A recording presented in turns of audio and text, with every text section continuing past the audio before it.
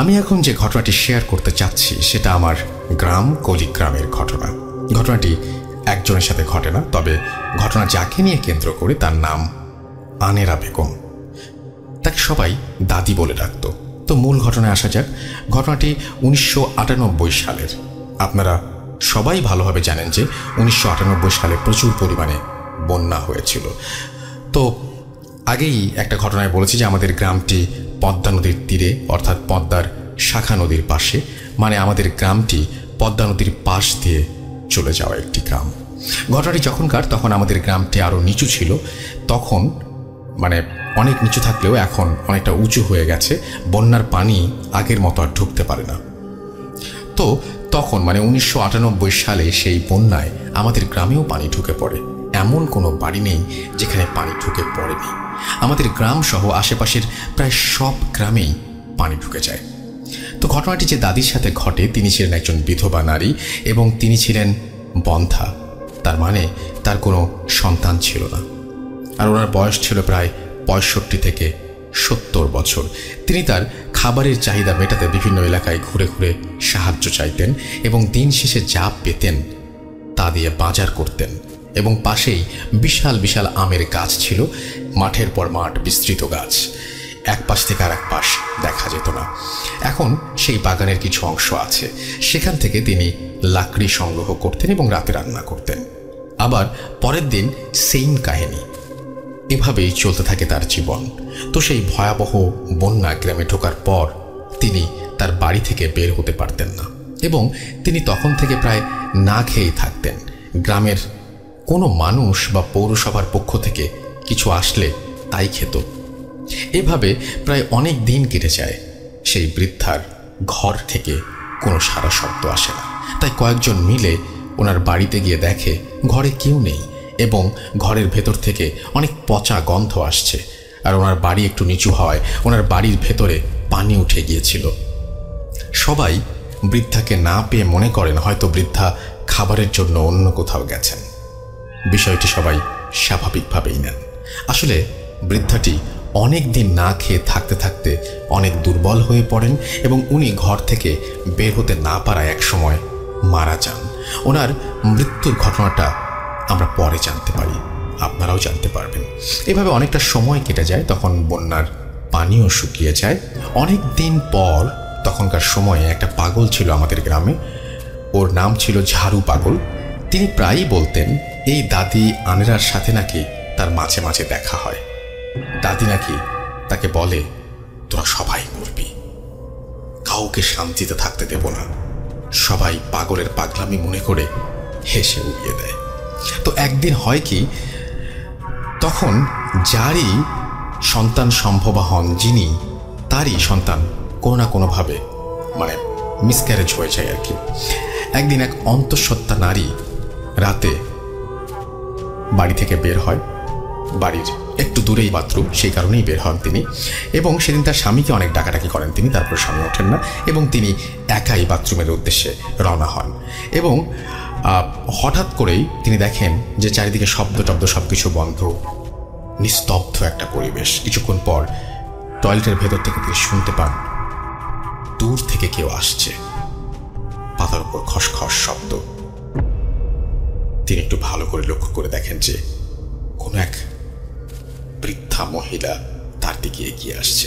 কাছে আসতেই তিনি টয়লেটের ভেতর থেকে দেখতে পান যে ওইটি একটি বৃদ্ধা মহিলা, যিনি 2 মাস আগে হারিয়ে গেছেন বা তার কোনো সন্ধান পাওয়া যায়নি বা তিনি মারা গেছেন। তারপর ওই দাদি ওনার টয়লেটের দরজায় খুব জোরে জোরে ধাক্কাতে শুরু করেন। উনি দরজার কোনো একটা ছিদ্র ছিল যেখান দিয়ে তিনি দেখতে পান এবং দরজা ধাক্কা ছিল এবং তিনি বলেন যে তার খুব ক্ষুধা লেগেছে এবং তিনি তার বাচ্চাকে খেতে চান। অনেক দিন নাকি তিনি কিছু খাননি। এটা শুনে সে অন্তঃসত্ত্বা নারী অজ্ঞান হয়ে যান। এদিকে তার স্বামী তাকে বিছানায় না পেয়ে খুঁজতে গিয়ে দেখেন তার স্ত্রী টয়লেটের ভেতরে পড়ে আছেন। তারপর হয়তো ভয় পেয়ে বা অন্য কোনো কারণে তার বাচ্চা সত্যি সত্যিই মিসক্যারেজ হয়ে যায়। এভাবে প্রায় 2 বছর গ্রামের কোনো মানুষের বাচ্চা হয়নি। যেই নারী অন্তঃসত্ত্বা হতো কোনো না কোনোভাবে সে ক্ষতিগ্রস্ত হতো, বুড়িকে দেখতে পেত, এরকম একটা ব্যাপার ঘটতো তার সাথে। এটা যদি একজনের হতো তাহলে ব্যাপারটা হয়তো স্বাভাবিক একটা ঘটনা মনে হতো বা একটা বিচ্ছিন্ন ঘটনা মনে হতো। যখন গ্রামের সব মানুষ দেখলো এবং সেটা যখন একজনের সীমাবদ্ধ থাকলো না, সব অন্তঃসত্ত্বা নারী যখন সেই বৃদ্ধাকে দেখতে পায় এবং বাচ্চা নষ্ট হয়ে যায়, তখন সত্যিই সেটা একটি ঘটনা। তাই গ্রামের বিভিন্ন মানুষ মিলে কবিরাজের কাছে যায়। একজন কবিরাজ আমাদের গ্রামে এসে বলে গ্রামে কোনো বদ জিনের নজর পড়েছে। তারপর তিনি গ্রামটিকে বন্ধ করে দেন। তারপর প্রায় 2 বছর 5-6 মাস আর কোনো সমস্যা হয়নি। ঠিক এতদিন পর এই সময় যাদের বাচ্চা জন্ম নিয়েছিল তারা সবাই ঠিকঠাক মতো তাদের বাচ্চা প্রসব করতে পেরেছেন। তখন আমার নিজের বড় চাচির এক মেয়ে সন্তান হয়। তো ওনারা অনেকদিন পর বাচ্চা পেয়ে অনেক খুশি। একদিন চাচি দুপুরবেলা রান্না বান্না করে ঘরের বিভিন্ন কাজ করতে করতে সন্তানকে শুইয়ে রেখে বাইরে যান। বাইরে থেকে হঠাৎ তিনি তার বাচ্চার কান্নার শব্দ শুনতে পান। দৌড়ে এসে দেখেন তার বাচ্চার পেটের মাংস কেউ যেন ছিঁড়ে খেয়ে চলে গেছে, আর পেট থেকে প্রচুর রক্ত বের হচ্ছে, আর বাচ্চার নাড়ি ভুড়ি সব চারিদিকে ছড়িয়ে ছিটিয়ে আছে। কয়েক মিনিটের মধ্যে বাচ্চাটি মারা যায়। আমার বড় ভাইও সেখানে ছিল। চারিদিকে কি কষ্টের পরিবেশ তৈরি হয়েছিল তখন এটা বোঝানো যাবে না।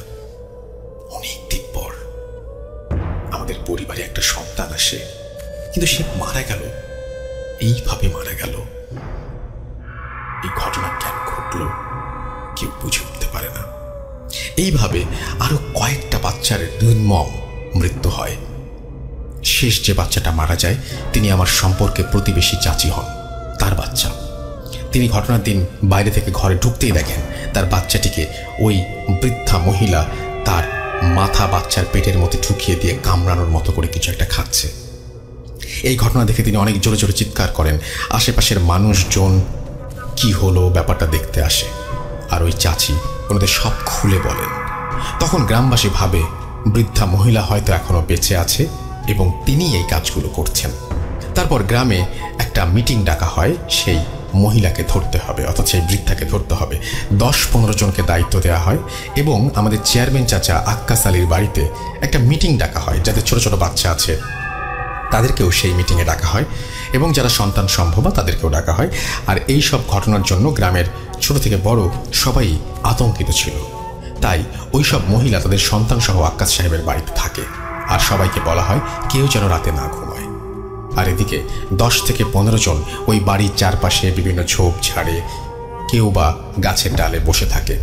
তারা 9টা-10টা পর্যন্ত পাহারা দিতে থাকে। রাত যখন ঠিক 12টা 30 তখন কয়েকজন দেখে দূর থেকে কেউ মাজা পাখা করে আসছে, ঠিক ওই মহিলার মতো। তারা আগেই বলে রেখেছিল কেউ যদি কোকিলের ডাক দেয় তাহলে যেন সবাই সেটা লক্ষ্য করে। তখন তাদের মধ্যে একজন কোকিলের ডাক দেয়, তখন সবাই চলে আসে এবং সবাই একই জিনিস দেখে। তারা দেখে ওই বৃদ্ধাটি ওই বাড়িটির দিকে যাচ্ছে। হঠাৎ কেন যেন সবাই একসাথে একই ঘটনা দেখতে দেখতে ঘুমিয়ে পড়ে। তারা সবাই কেন যেন একসাথে ঘুমিয়ে যায় এবং কেন ঘুমিয়ে যায় এই ব্যাখ্যা পাওয়া যায়নি। আপনাদের কাছে কোনো ব্যাখ্যা থাকলে আপনারা বলবেন। হঠাৎ ওই বাড়ির সব মহিলা দেখে তাদের মধ্যে একজনের বাচ্চার উপর কেউ বসে আছে এবং তখন তারা চিৎকার শুরু করে এবং অবয়বটি চলে যায়। তখন তারা সবাই দেখে যে বাচ্চাটির কোনো ক্ষতি হয়নি। তারপর এসব ঘটনার পর অনেকে আমাদের এই গ্রাম থেকে অন্য গ্রামে বা অন্য জায়গায় চলে যায়। আর যাদের ওপর দায়িত্ব ছিল যে 15 জন, তাদের ওপর গ্রামের মোড়লরা খেপে যায়, বলে তোমরা থাকতে কিভাবে ওই বুড়িটি আবার বাচ্চার উপরে হামলা করে। তারপর 15 জনকে বলে আমাদের আর একদিনও সময় নষ্ট করা যাবে না, ওই বুড়িকে ধরতেই হবে। সেই দিন রাতে তারা আবার পাহারা দেয় চেয়ারম্যান সাহেবের বাড়ি। সেই রাতে তারা দেখে আগের দিনের মতো ওই বুড়িটা আবার চেয়ারম্যান সাহেবের বাড়ির দিকে আসছে। তখন তারা চারিদিক থেকে তাকে ঘিরে ফেলে। তখন সেই বুড়িটি একটা বিকট আওয়াজ করে হাওয়ায় মিলিয়ে যায়। সকালে রাতের এসব ঘটনা সবাইকে বলা হয় এবং যিনি রাতে এসেছিল সে কখনোই মানুষ হতে পারে না, এটা তারা ধারণা করে, কারণ মানুষ হলে আমাদের ভেতর থেকে পালিয়ে যেতে পারত না। তখন গ্রামবাসী আবার একটা মিটিং ডাকে। এতে সিদ্ধান্ত হয় আবার কোনো হুজুরকে ডেকে এর সমাধান নিতে হবে, না হলে এই গ্রাম ত্যাগ করতে হবে। ঠিক তখনই একজন বয়স্ক ভিক্ষুকের মতো নোংরা পোশাক পরে আছে এমন একজন কেউ তাদের ওখানে আসেন। তিনি বলেন, আমি এর সমাধান দিতে পারবো, তবে একটা শর্তে। আমাকে একটি অল্প বয়স্ক মেয়ে দিতে হবে, যেই মেয়েটির শরীরে আমি তাকে হাজির করব। তো সবাই ভাবে ঠিক আছে, আপনি ব্যবস্থা করেন, আমরা অল্প বয়স অর্থাৎ টিনেজার একজন লাগবে, এবং সেই টিনেজ একজনকে তার শরীরেই নাকি সেই বৃদ্ধাকে হাজির করা হবে। এই লোকটি কিন্তু গ্রামের কেউ চেনে না। তখন সবাই খুঁজে আমার বাড়ি একটু 5 মিনিটের পথ একটা বাড়ি থেকে একটা মেয়ের মাঝে ওই লোকটি সেই বুড়ি মহিলাকে হাজির করে, এবং লোকটি প্রশ্ন করে তিনি কেন গ্রামের বাচ্চাদের সাথে এমন জঘন্য অপরাধ করছে।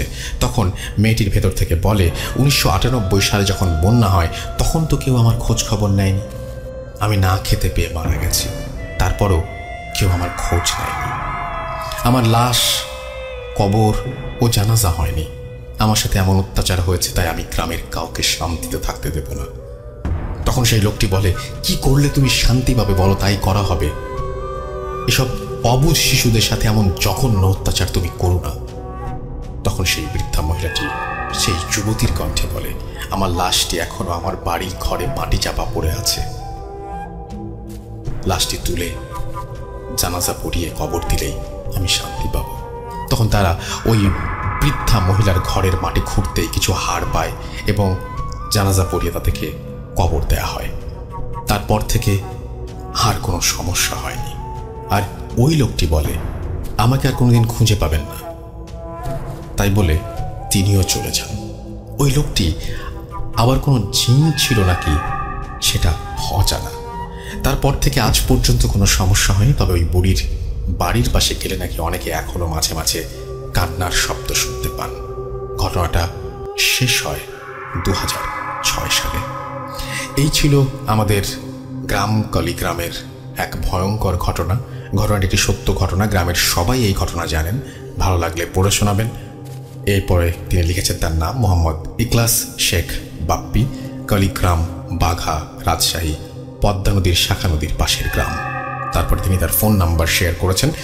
আমি আপনাদের সবাইকে একটা কথাই বলবো যে জুজুর ঘটনাটা শুনেছেন না, অনেকটা সেরকম একটা ঘটনা অনেকদিন পরে পেলাম, যে ঘটনাটি এরকম বাচ্চাদেরকে খেয়ে ফেলার ঘটনা, বাচ্চারা হারিয়ে যাবার ঘটনা, এবং এরকম ঘটনা আমি বিশ্বাস করি আপনাদের কাছেও আছে। যদি থাকে তাহলে অবশ্যই আমাদের পাঠাবেন। আর আমাদের পাঠাতে হলে খুব সহজ একটা নিয়ম আছে, আপনারা জানেন সেটা, তারপরেও জানিয়ে দিচ্ছি। russell.bhoot.com@gmail.com এখানে পাঠিয়ে দেবেন। আমাদের সামনে আরও অনেক প্ল্যান রয়েছে, কিন্তু আমরা একটা বই বের করছি আপনাদের জন্য, খুব তাড়াতাড়ি আপনারা সেটা হাতে পেয়ে যাবেন। আরও বেশ কিছু জিনিস আমরা নিয়ে আসতে চাই আপনাদের জন্য, সেটাও আপনারা খুব দ্রুত হাতে পেয়ে যাবেন। সুতরাং বেশি বেশি ঘটনা পাঠান, যাদের ঘটনা ভালো হবে তাদের ঘটনায় স্থান করে নেবে সেই বইটিতে। এবং আশা করছি আপনাদের যদি পাশে পাই, আমরা সামনের দিকে এগিয়ে যাবই, কোনোভাবেই থামব না। চলুন চলে যাই আমাদের পরের ঘটনায়। Spirit, be here with me.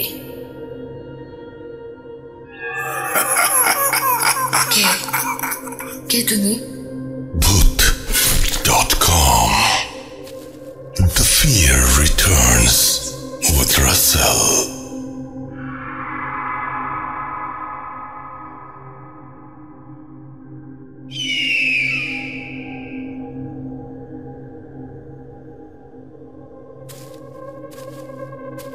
আরও একবার আপনাদের সবাইকে স্বাগত জানাচ্ছি, আমি রাসেল। আশা করছি সবাই ভালো আছেন, ভালোর তলে আছেন এবং Bhoot.com-এর সঙ্গে আছেন।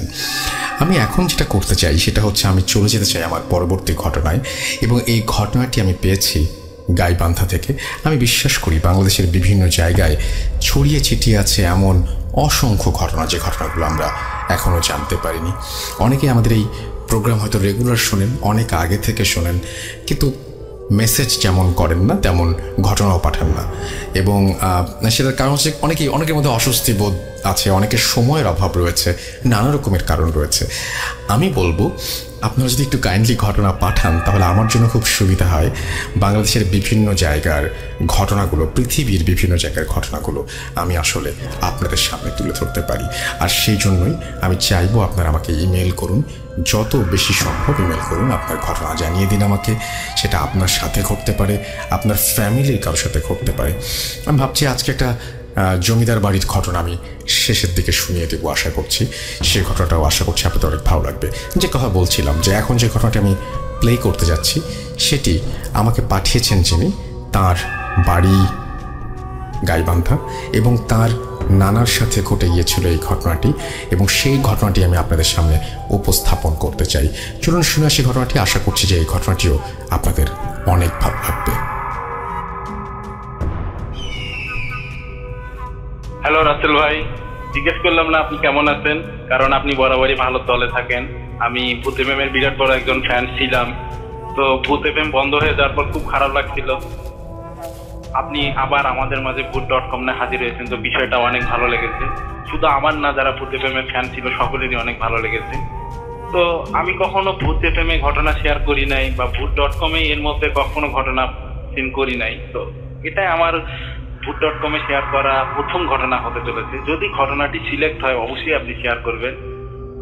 ঘটনাটা যদি সিলেক্ট হয়, আমার কাছে আরো অনেক ঘটনা আছে, আমি সেগুলো ইনশাল্লাহ ধীরে ধীরে পাঠানোর ট্রাই করব। তো প্রথমে আমি আমার পরিচয়টা দিয়ে নেই। আমার বাসা গাইবান্ধা জেলার পলাশবাড়ি থানার অন্তর্গত কৈরি হরিণবাড়ি নামক একটি গ্রামে।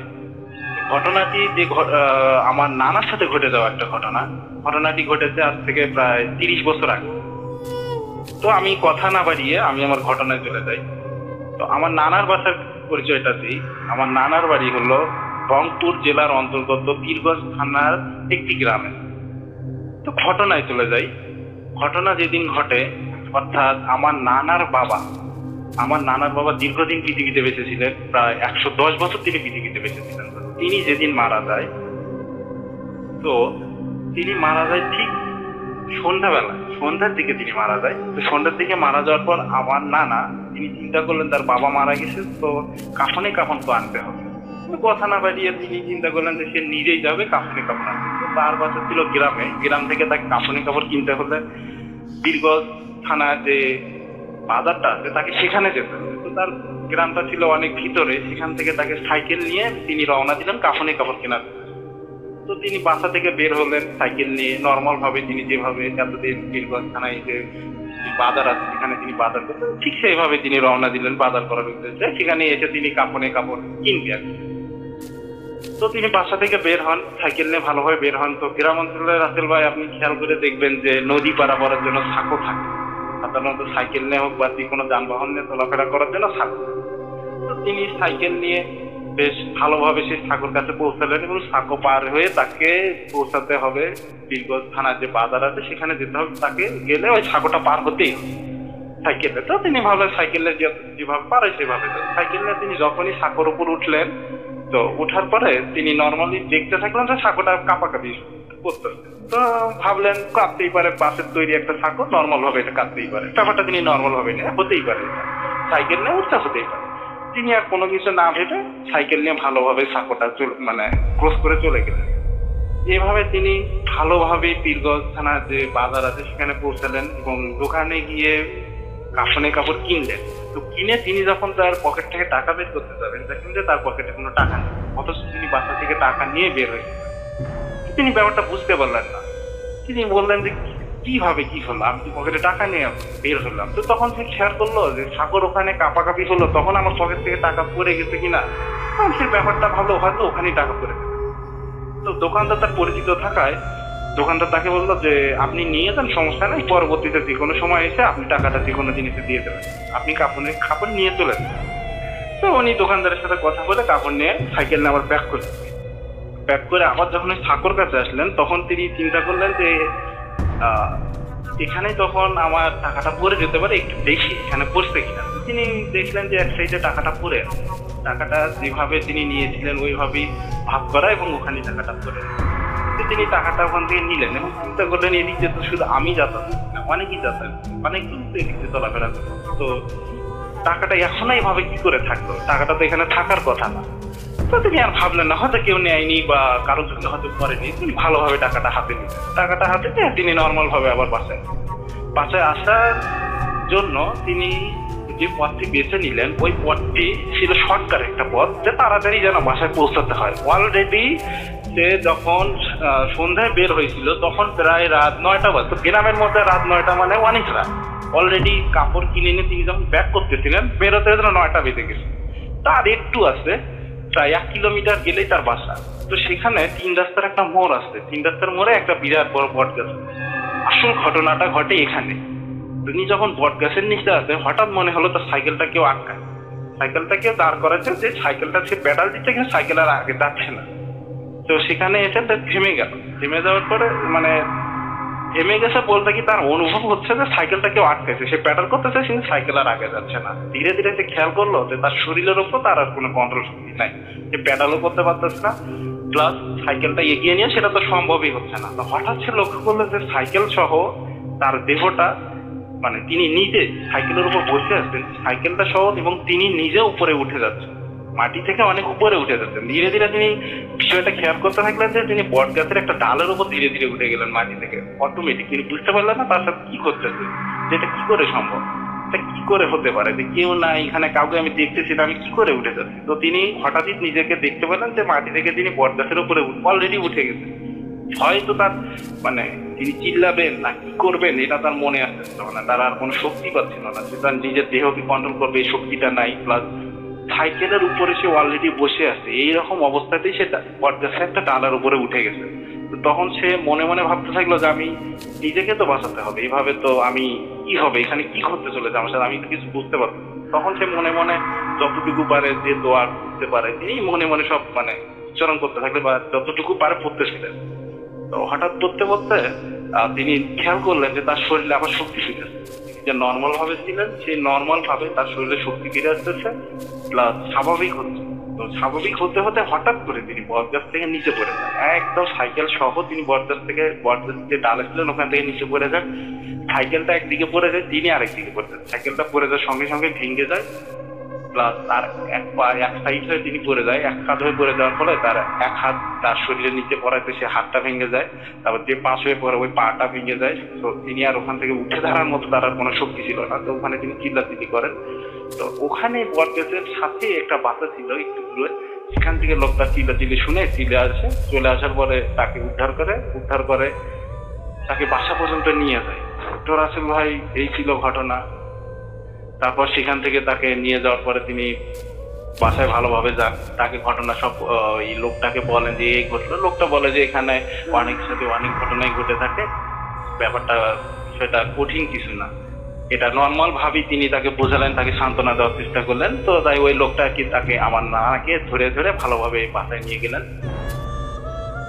রাসেল ভাই এই ছিল মূল ঘটনা, যেটা আমি বলতে চাচ্ছিলাম। আজকের মতো এই ঘটনাটা আমি শেয়ার করতে চাচ্ছি। যদি ঘটনাটি আমার সিলেক্ট হয় বা প্রচার করার মতো হয় তো ঘটনাটি প্রচার করবেন। পরবর্তীতে আমার কাছে আরো অনেক ঘটনা আছে, ঘটনাটি যদি সিলেক্ট হয় ইনশাল্লাহ আমি আমার ঘটনাগুলো এই ঘটনাগুলো ধীরে ধীরে আপনার সাথে শেয়ার করব। আমি আর কথা না বাড়াই, রাসেল ভাই ভূত.com দীর্ঘজীবী হোক, একটা ভালো প্রোগ্রাম যা আমাদেরকে এই করোনার মতো একটা সময়ের মধ্যেও আমাদের মাঝে কিছুটা সময় হলো ভালো বিনোদন দিয়ে থাকে, বা ঘটনাগুলো শুনি আমাদের ভালো লাগে। রাসেল ভাই আমি চাই ভূত.com দীর্ঘজীবী হোক, এইভাবেই আপনি আমাদের পাশে থাকেন, ভালো থাকেন, খোদা হাফেজ।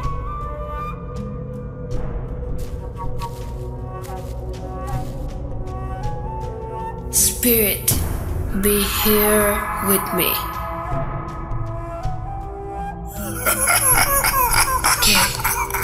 কে তুমি? Put.com. The fear returns with Russell.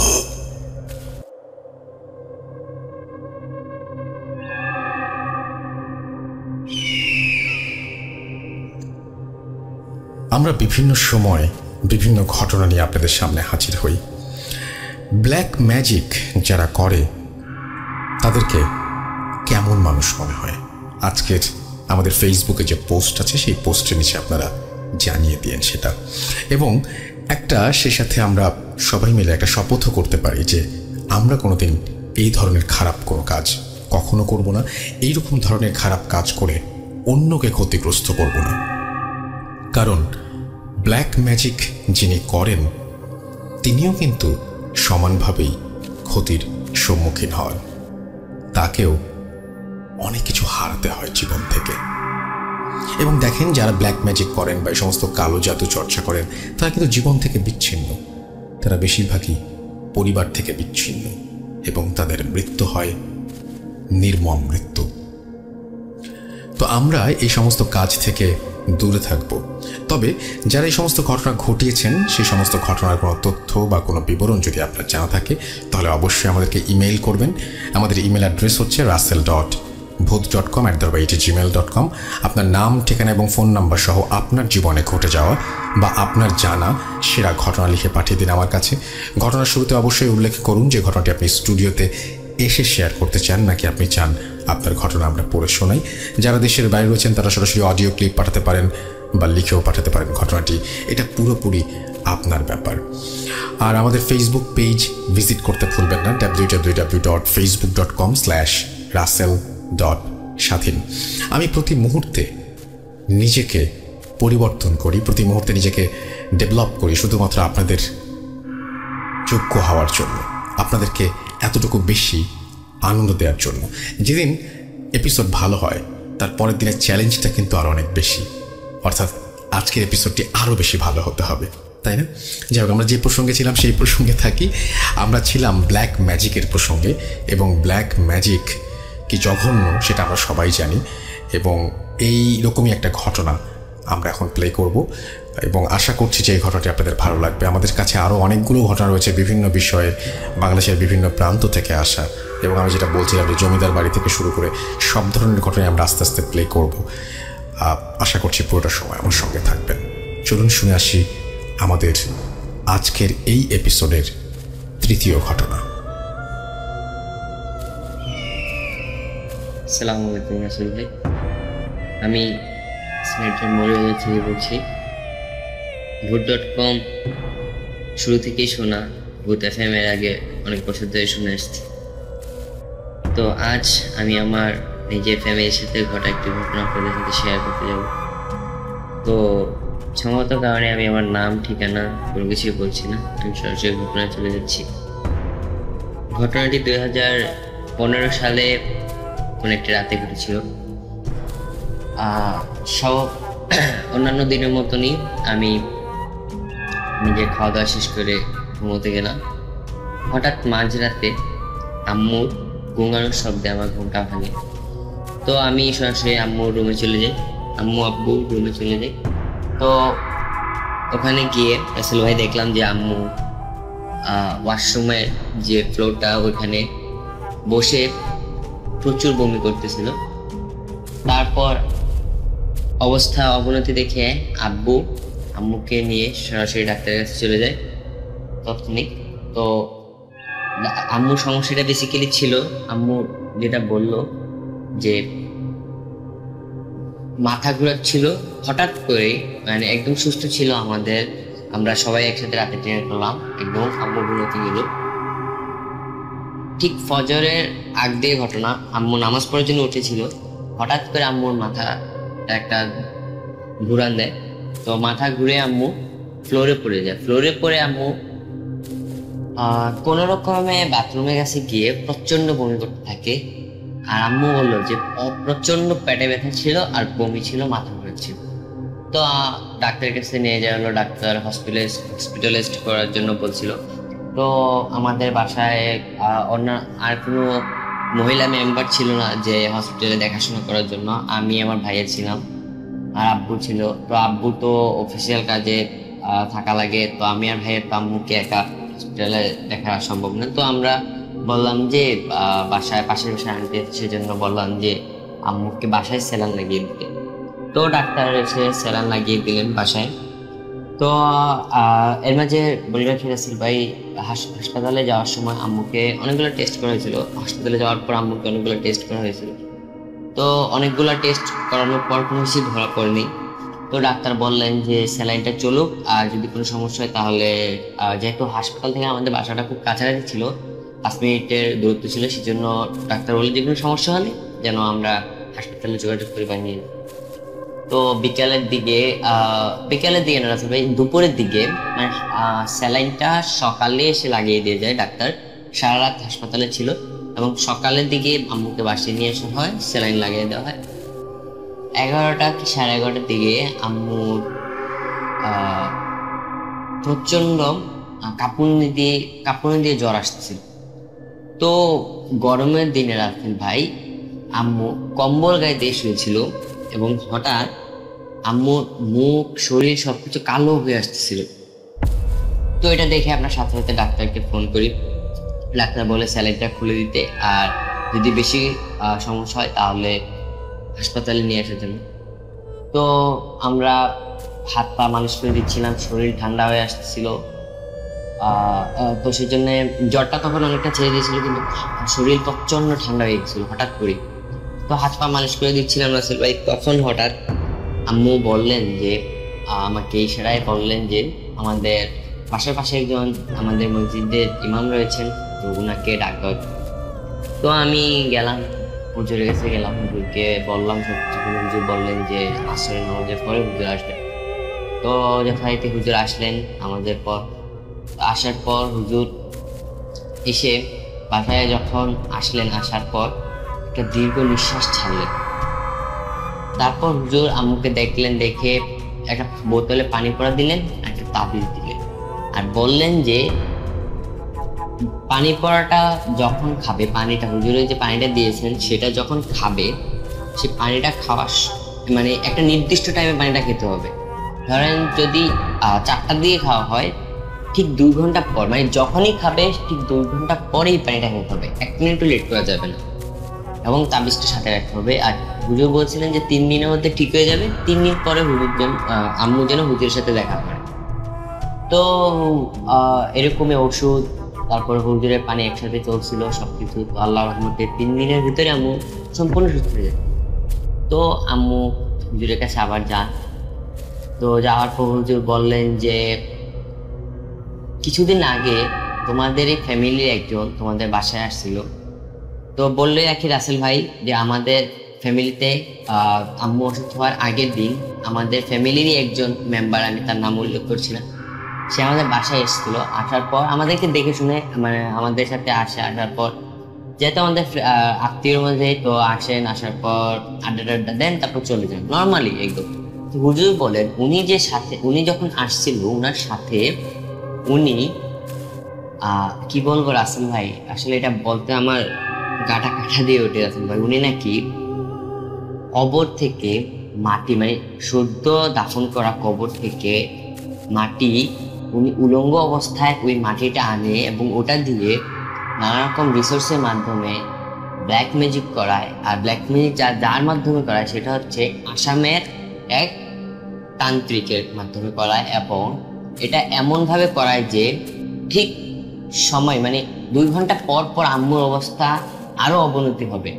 তো হুজুর বলে যে এতক্ষণে আম্মুর, মানে যদি হুজুর বলেন যে হুজুর যখন দেখতে গিয়েছিলেন তখন এতক্ষণে আম্মুর মরে যাওয়ার কথা, কিন্তু একমাত্র আল্লাহ তাআলা, কারণ ভাই রাসেল ভাই আমরা সবাই জানি যে বাঁচা মরা সবই আল্লাহর হাতে। আর হুজুর যেটা বললেন যে যেই তাবিজটা করা হয়েছে, যে ব্ল্যাক ম্যাজিকটা করা হয়েছে, অতক্ষণে আম্মুর মরে যাওয়ার কথা, কিন্তু আম্মু 5 ওয়াক্ত নামাজ পড়তো, সবসময় কোরআন তেলাওয়াত করতো, সেজন্যে আল্লাহ অশেষ রহমতে আম্মু এখনো পর্যন্ত শত কষ্ট সহ্য করার পরও টিকে রয়েছেন। এবং হুজুর বললেন যে এটা ভাঙা হুজুর পক্ষে অনেক কষ্টকর ছিল হুজুর।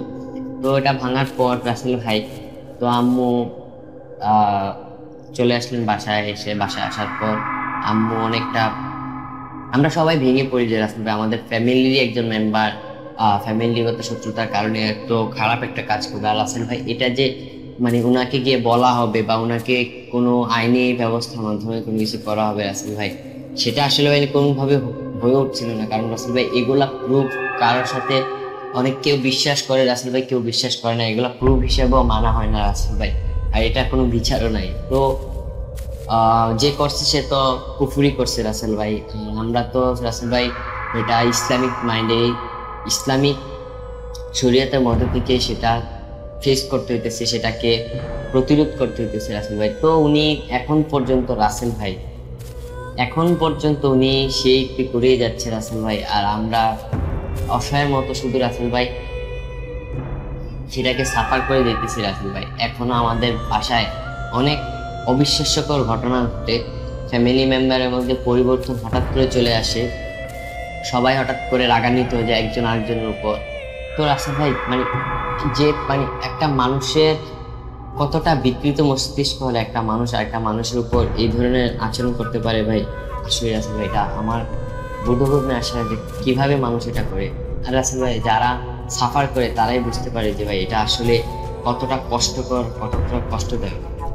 রাসেল ভাই এমন একটা মাস নয় যে রাসেল ভাই যেটা আমাদের ফ্যামিলিতে ব্ল্যাক মিউজিক করার পর কোনো একটা প্রভাব পড়ে না। হয়তো ফ্যামিলি মেম্বারদের মধ্যে আমরা যারা ভাই আছি, আপু আছে, আম্মু আছে, ওদের মধ্যে ঝগড়া হয় বা আমরা কথা শুনি না আমাদের বাবা মার।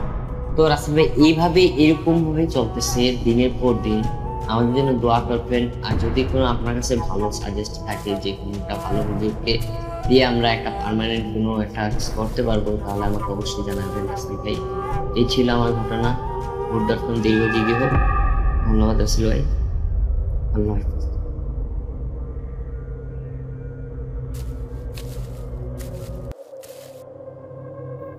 Spirit, be here with me.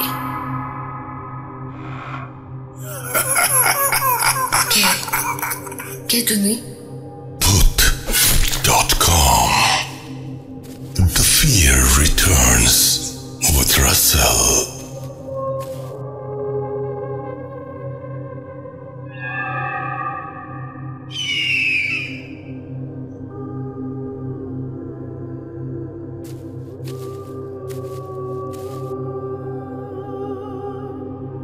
মনে আছে তো একটু আগে যে ঘটনাটি শুনলাম সেটি আমাদের সেই লিসেনার শুনেছেন তার নানার কাছ থেকে, আর এইবার যে ঘটনাটি প্লে করব সেটি আমাদের যিনি পাঠিয়েছেন তিনি শুনেছেন তার দাদির কাছ থেকে। ছেলেবেলায় একটা সময় থাকে যখন নানি দাদিরা এই ধরনের ঘটনা আমাদের শোনাতেন। এখন কি সেই অভ্যেসটি আছে? আমি যখন শুরু করেছিলাম তখন আমার মধ্যে এই ব্যাপারটা খুব কাজ করেছিল যে আমরা মায়ের কাছ থেকে, নানা নানির কাছ থেকে, দাদা দাদির কাছ থেকে যে ঘটনাগুলো শুনি সেই ঘটনাগুলো যদি আমরা আবার শুনতে পারি নতুন করে তাহলে মন্দ কি। এবং আপনারা ভালোবেসে আমাকে স্থান দিয়েছেন আপনাদের মনে, সেই জন্য আপনাদেরকে অনেক অনেক অনেক অনেক ধন্যবাদ। এবং আমি সেইখান থেকেই আমার প্রেরণা পাই সামনে এগিয়ে যাবার। তো আমি যেটা বলছিলাম যে নানি দাদিরা যে ঘটনাগুলো বলেন সেই ঘটনাগুলো নিয়ে আমরা কি কখনো ছোটোবেলায় সন্দেহ প্রকাশ করেছি? আমাদের কখনো মনে হয়েছে যে ঘটনাটা ঠিক যিনি বললেন, যা বললেন এটা হয়তো ঠিক না বা উনি মিথ্যা বলছেন, এরকম কোনো কিছু কি কখনো মনে হয়েছে বা মাথায় এসেছে? আমার মনে হয় না। আমরা কিন্তু পুরোটা সময় উপভোগ করেছি। আমিও তাই বলবো যে এই ঘটনাটিও যখন আপনি শুনবেন তখন উপভোগই করবেন। প্রতিটি ঘটনার কথাই বলছি, শুধুমাত্র এই ঘটনাটি বলছি না, প্রতিটি ঘটনা। এবং ঘটনাটি আরও চমৎকারভাবে শোনার জন্যও যে একটা আয়োজন যদি দরকার হয় সে ধরনের আয়োজনও করে নেবেন। অনেকে আমি শুনেছি যে স্পিকারে শোনেন, অনেকে আমি শুনেছি সবাই মিলে শোনেন। একা শুনলে যদিও ভয়টা আরও বেশি লাগে। যাই হোক, আমি কথা বলবো না, কারণ আমার কথা শুনতে আপনাদের নিশ্চয়ই ভালো লাগছে না, আপনারা শুনতে চান ঘটনা। আমরা চলে যাচ্ছি সরাসরি আমাদের আজকের পরবর্তী ঘটনায়। আউযু বিল্লাহি মিনাশ শাইতানির রাজিম। বিসমিল্লাহির রহমানির রহিম। আসসালামু আলাইকুম রাসেল ভাই। আসসালামু আলাইকুম লিসেনার্স। সবার দোয়াতে ভালো আছি। রাসেল ভাই, আপনি সবসময় ভালোর দলে থাকেন। ভালোর দলে থাকাটাও একটা ভাগ্যের ব্যাপার। সারা জীবন আপনার জন্য দোয়া করি আপনি যেন ভালোর দলেই থাকেন। রাসেল ভাই, এখন যে ঘটনাটা বলতেছি এইটা আমার দাদির সাথে ঘটে যাওয়া ঘটনা।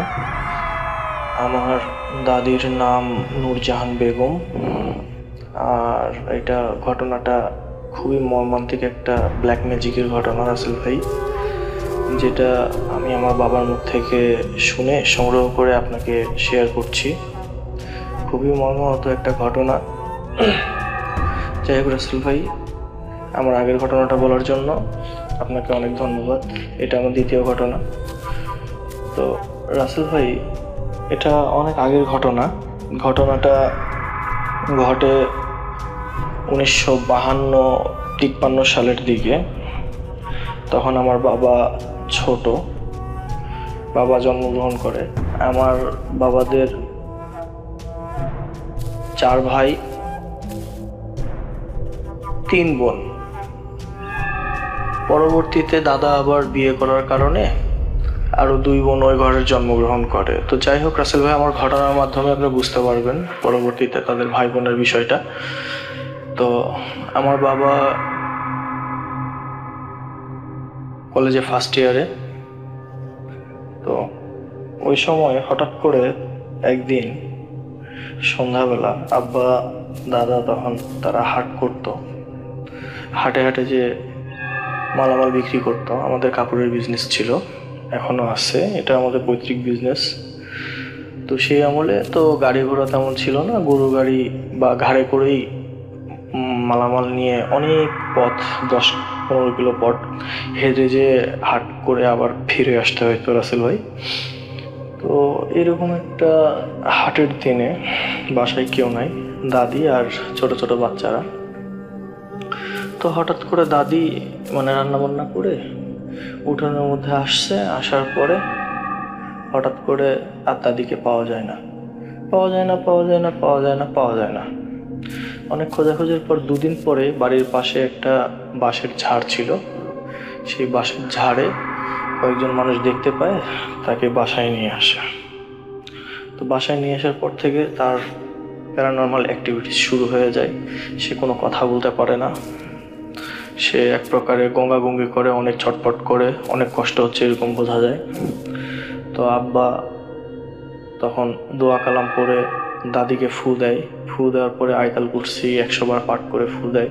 তারপরে একটু ঠান্ডা হইলে আব্বা কোরআন শরীফ বাইর করে দাদির বুকের উপরে নিয়ে পড়ে। যতক্ষণ কোরআন শরীফ পড়ে ততক্ষণ ভালো, কিন্তু রাত যত বেশি হতে থাকে দাদির অবস্থা আরও খারাপ হইতে, দাদি কিছু বলতে পারে না, শুধু গঙ্গায়। তো আব্বা এই ইনসিডেন্টটা দেখার পরে অনেক কবিরাজের কাছে যায়। প্রায় আমাদের দিনাজপুরের উত্তরবঙ্গে যত ভালো কবিরাজ আছে, যত ভালো আলেম ওলামা আছে, সবাইকে উনি ঠকাইছে। তো একদিন একটা ভালো হুজুরকে আব্বা বাসায় আনে। তো ও হুজুর বাসায় এখনো ঢোকেই নাই রাসেল ভাই। দরজাতে পা দিয়ে যেই 1 পা দিচ্ছে, দেওয়ার পরে সঙ্গে সঙ্গে পাটা ঘুরত নিয়ে নিছে। উনি আর ভেতরে যায় না, কয় না এখানে অনেক বড় সমস্যা আছে, এটা আমার দ্বারা হবে না। এনাকে বোবাগালি সাধন করে বান মারছে, যার কারণে আর এটা কোনোভাবেই পসিবল না, এটা সম্ভব না। আরেকটা বিষয় রাসেল ভাই, যখন পূজা হয়, এক কথায় কালী তো হিন্দু সম্প্রদায়ের, তো যখন পূজা হয়, যে কোনো পূজা, যেমন কালী পূজা, দুর্গা পূজা, সরস্বতী পূজা, এই পূজাগুলোর সময় আমার দাদিকে বাসায় রাখা যায় না। উনি এক প্রকারে মনে করেন যে এমন একটা অবস্থা হয়, উনি আন্দাজে নাচতে থাকে, নাচতে নাচতে কাপড় খুলে চলে যায়, বাসায় রাখা যায় না। বের হতে হতে একদম পূজা মণ্ডপে যায়, নাচানাচি শুরু করে। আমার আব্বা আবার কাপড় চোপড় নিয়ে যায়, নানিকে পড়ায়, আবার কোনো রকমে ধরে বাসায় নিয়ে আসে, আবার সেই রকম রিচুয়াল করে, দোয়া কালাম পড়ে, বুকের উপরে কোরআন শরীফ বের করে পড়ে। এইভাবে করে কিছুদিন দিন যাচ্ছে। তো এক পর্যায়ে এই ইনসিডেন্ট শুরু হয় রাসেল ভাই। আসলে আমার দাদিকে যে পান মারছে, ইনি খুবই একটা খারাপ মানুষ। আমাদের বাসার পাশেই ওনার বাসা। তো উনি এই কাজগুলো করতেন।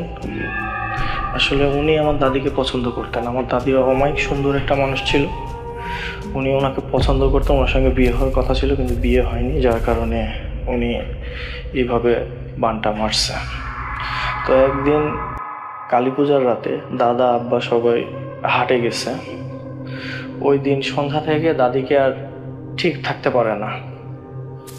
দাদি অনর্গলভাবে নাচানাচি করতেছে, কাপড় চোপড় পুরোই উলঙ্গ। এই নাচানাচি করার পরে বের হয়ে চলে গেছে, নাই নাই নাই নাই, ওনাকে পাওয়া যায় না।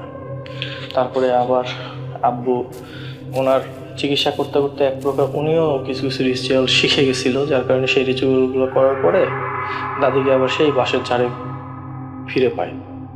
তো এখান থেকে নিয়ে আসার পরে উলঙ্গ ছিল, সেখানে কাপড় দিয়ে পেঁচাই টেঁচাই নিয়ে আসার পরে দাদিকে একটু সুস্থ করে, ওই সেই রিচুয়ালগুলো করার পরে দাদি একটু সুস্থ হয়। তখন দাদি বাবাকে বলে যে বাবা তুই আমার ইজ্জত দেখছিস, তুই আমার বাপ, আমি দোয়া করে গেলাম তুই আজীবন দুধে ভাতে খাবি, আমি মনে হয় বেশি দিন বাঁচবো না বাবা, তুই আমার যে খেদমত করছে আল্লাহ পাক তোকে কখনো ঠেকাবে না, তুই অবশ্যই জান্নাত পাবি বাবা। তো এইরকম কষ্ট ভোগ করতে করতে আমার দাদি এক প্রকারে মারা যায়। তারপরে জানতে পারা যায় যে আসলে এই কাজটা কে করছে বা কেন করছে। তো রাসেল ভাই, আসলে ব্ল্যাক ম্যাজিক এমন একটা খারাপ জিনিস, এখন তো আমাদের বাংলাদেশে বা পৃথিবীতে মানুষকে মারতে অস্ত্রের প্রয়োজন হয় না, টেকনোলজিক্যাল ওয়েপনগুলো দিয়ে মানুষকে মারা হচ্ছে, যেমন ধরেন corona, swine flu, bird flu, এরকম। তো আগের যুগে তো এরকম কিছু ছিল না, আগের যুগে এই জিনিসটাই খুবই প্রচলিত ছিল এবং খুব কাজে দিত, যার কারণে মানুষরা হিংসার বশে, অহংকারের বশে, কোনো কিছু পাওয়ার লোভে এই কাজগুলো করত। আসলে যারা এই ধরনের ব্ল্যাক ম্যাজিকের মধ্যে পড়ে তারাই এই কষ্টটা কেমন করে সাফার করে শুধু তারাই জানে কাছে ভাই। তো আমার বাবা আসলে এই ব্যাপারটাতে খুবই মর্মাহত। আমার বাবা এক প্রকারে এই ঘটনাটা বলতে বলতে কেঁদেই বলছিল, আসলে হাজার হলেও মা যদি চোখের সামনে এভাবে তিলে তিলে মারা যায় কে সহ্য করবে রাসেল ভাই। যাই হোক, ঘটনাটা যদি ভালো লাগে তাহলে লিসেনারদেরকে জানাবেন। আর একটা কথা বলি রাসেল ভাই, যে পক্ষ ব্ল্যাক ম্যাজিক করে আর যে পক্ষ ব্ল্যাক ম্যাজিকের অত্যাচার সহ্য করে, দুইজনেই ক্ষতিগ্রস্ত হয় রাসেল ভাই। যে আমার দাদিকে ব্ল্যাক ম্যাজিক করছিল, যেটাই বোবাকালি সাধন করে যে পানটা মারছিল, সে বেচারা যখন মারা যায়, সে প্রায় অনেক কষ্ট করে মারা গেছে। সে মরার আগে বেডে মনে করেন যে পায়খানা করে বেড থেকে উঠতে পারে না, অনেক একটা হিজিবিজি অবস্থা, অনেক অবহেলার মাধ্যমে সে মারা গেছে। তার মারা যাওয়ার সময় কবরে তেমন একটা মানুষও হয়নি জানাজাতে, খুব কম মানুষ জানতো আগে থেকে যে উনি একজন খারাপ মানুষ। আর ওনার আমাদের বাড়ির পাশে দেওয়ালে বাসা, তো ওনারও কতগুলো রিচুয়ালের ঘটনা আছে, এগুলো আমার নিজের চোখে দেখা রাসেল ভাই। এগুলো আমি যদি পারি আপনাকে শেয়ার করব। থ্যাংক ইউ রাসেল ভাই, ভালো থাকবেন, দোয়া করবেন। Long live ভূত.com।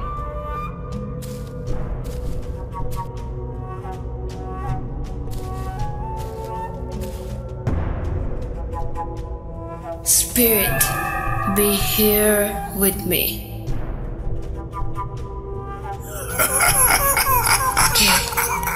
¿Qué tu nom? Bhoot.com. The fear returns with Russell.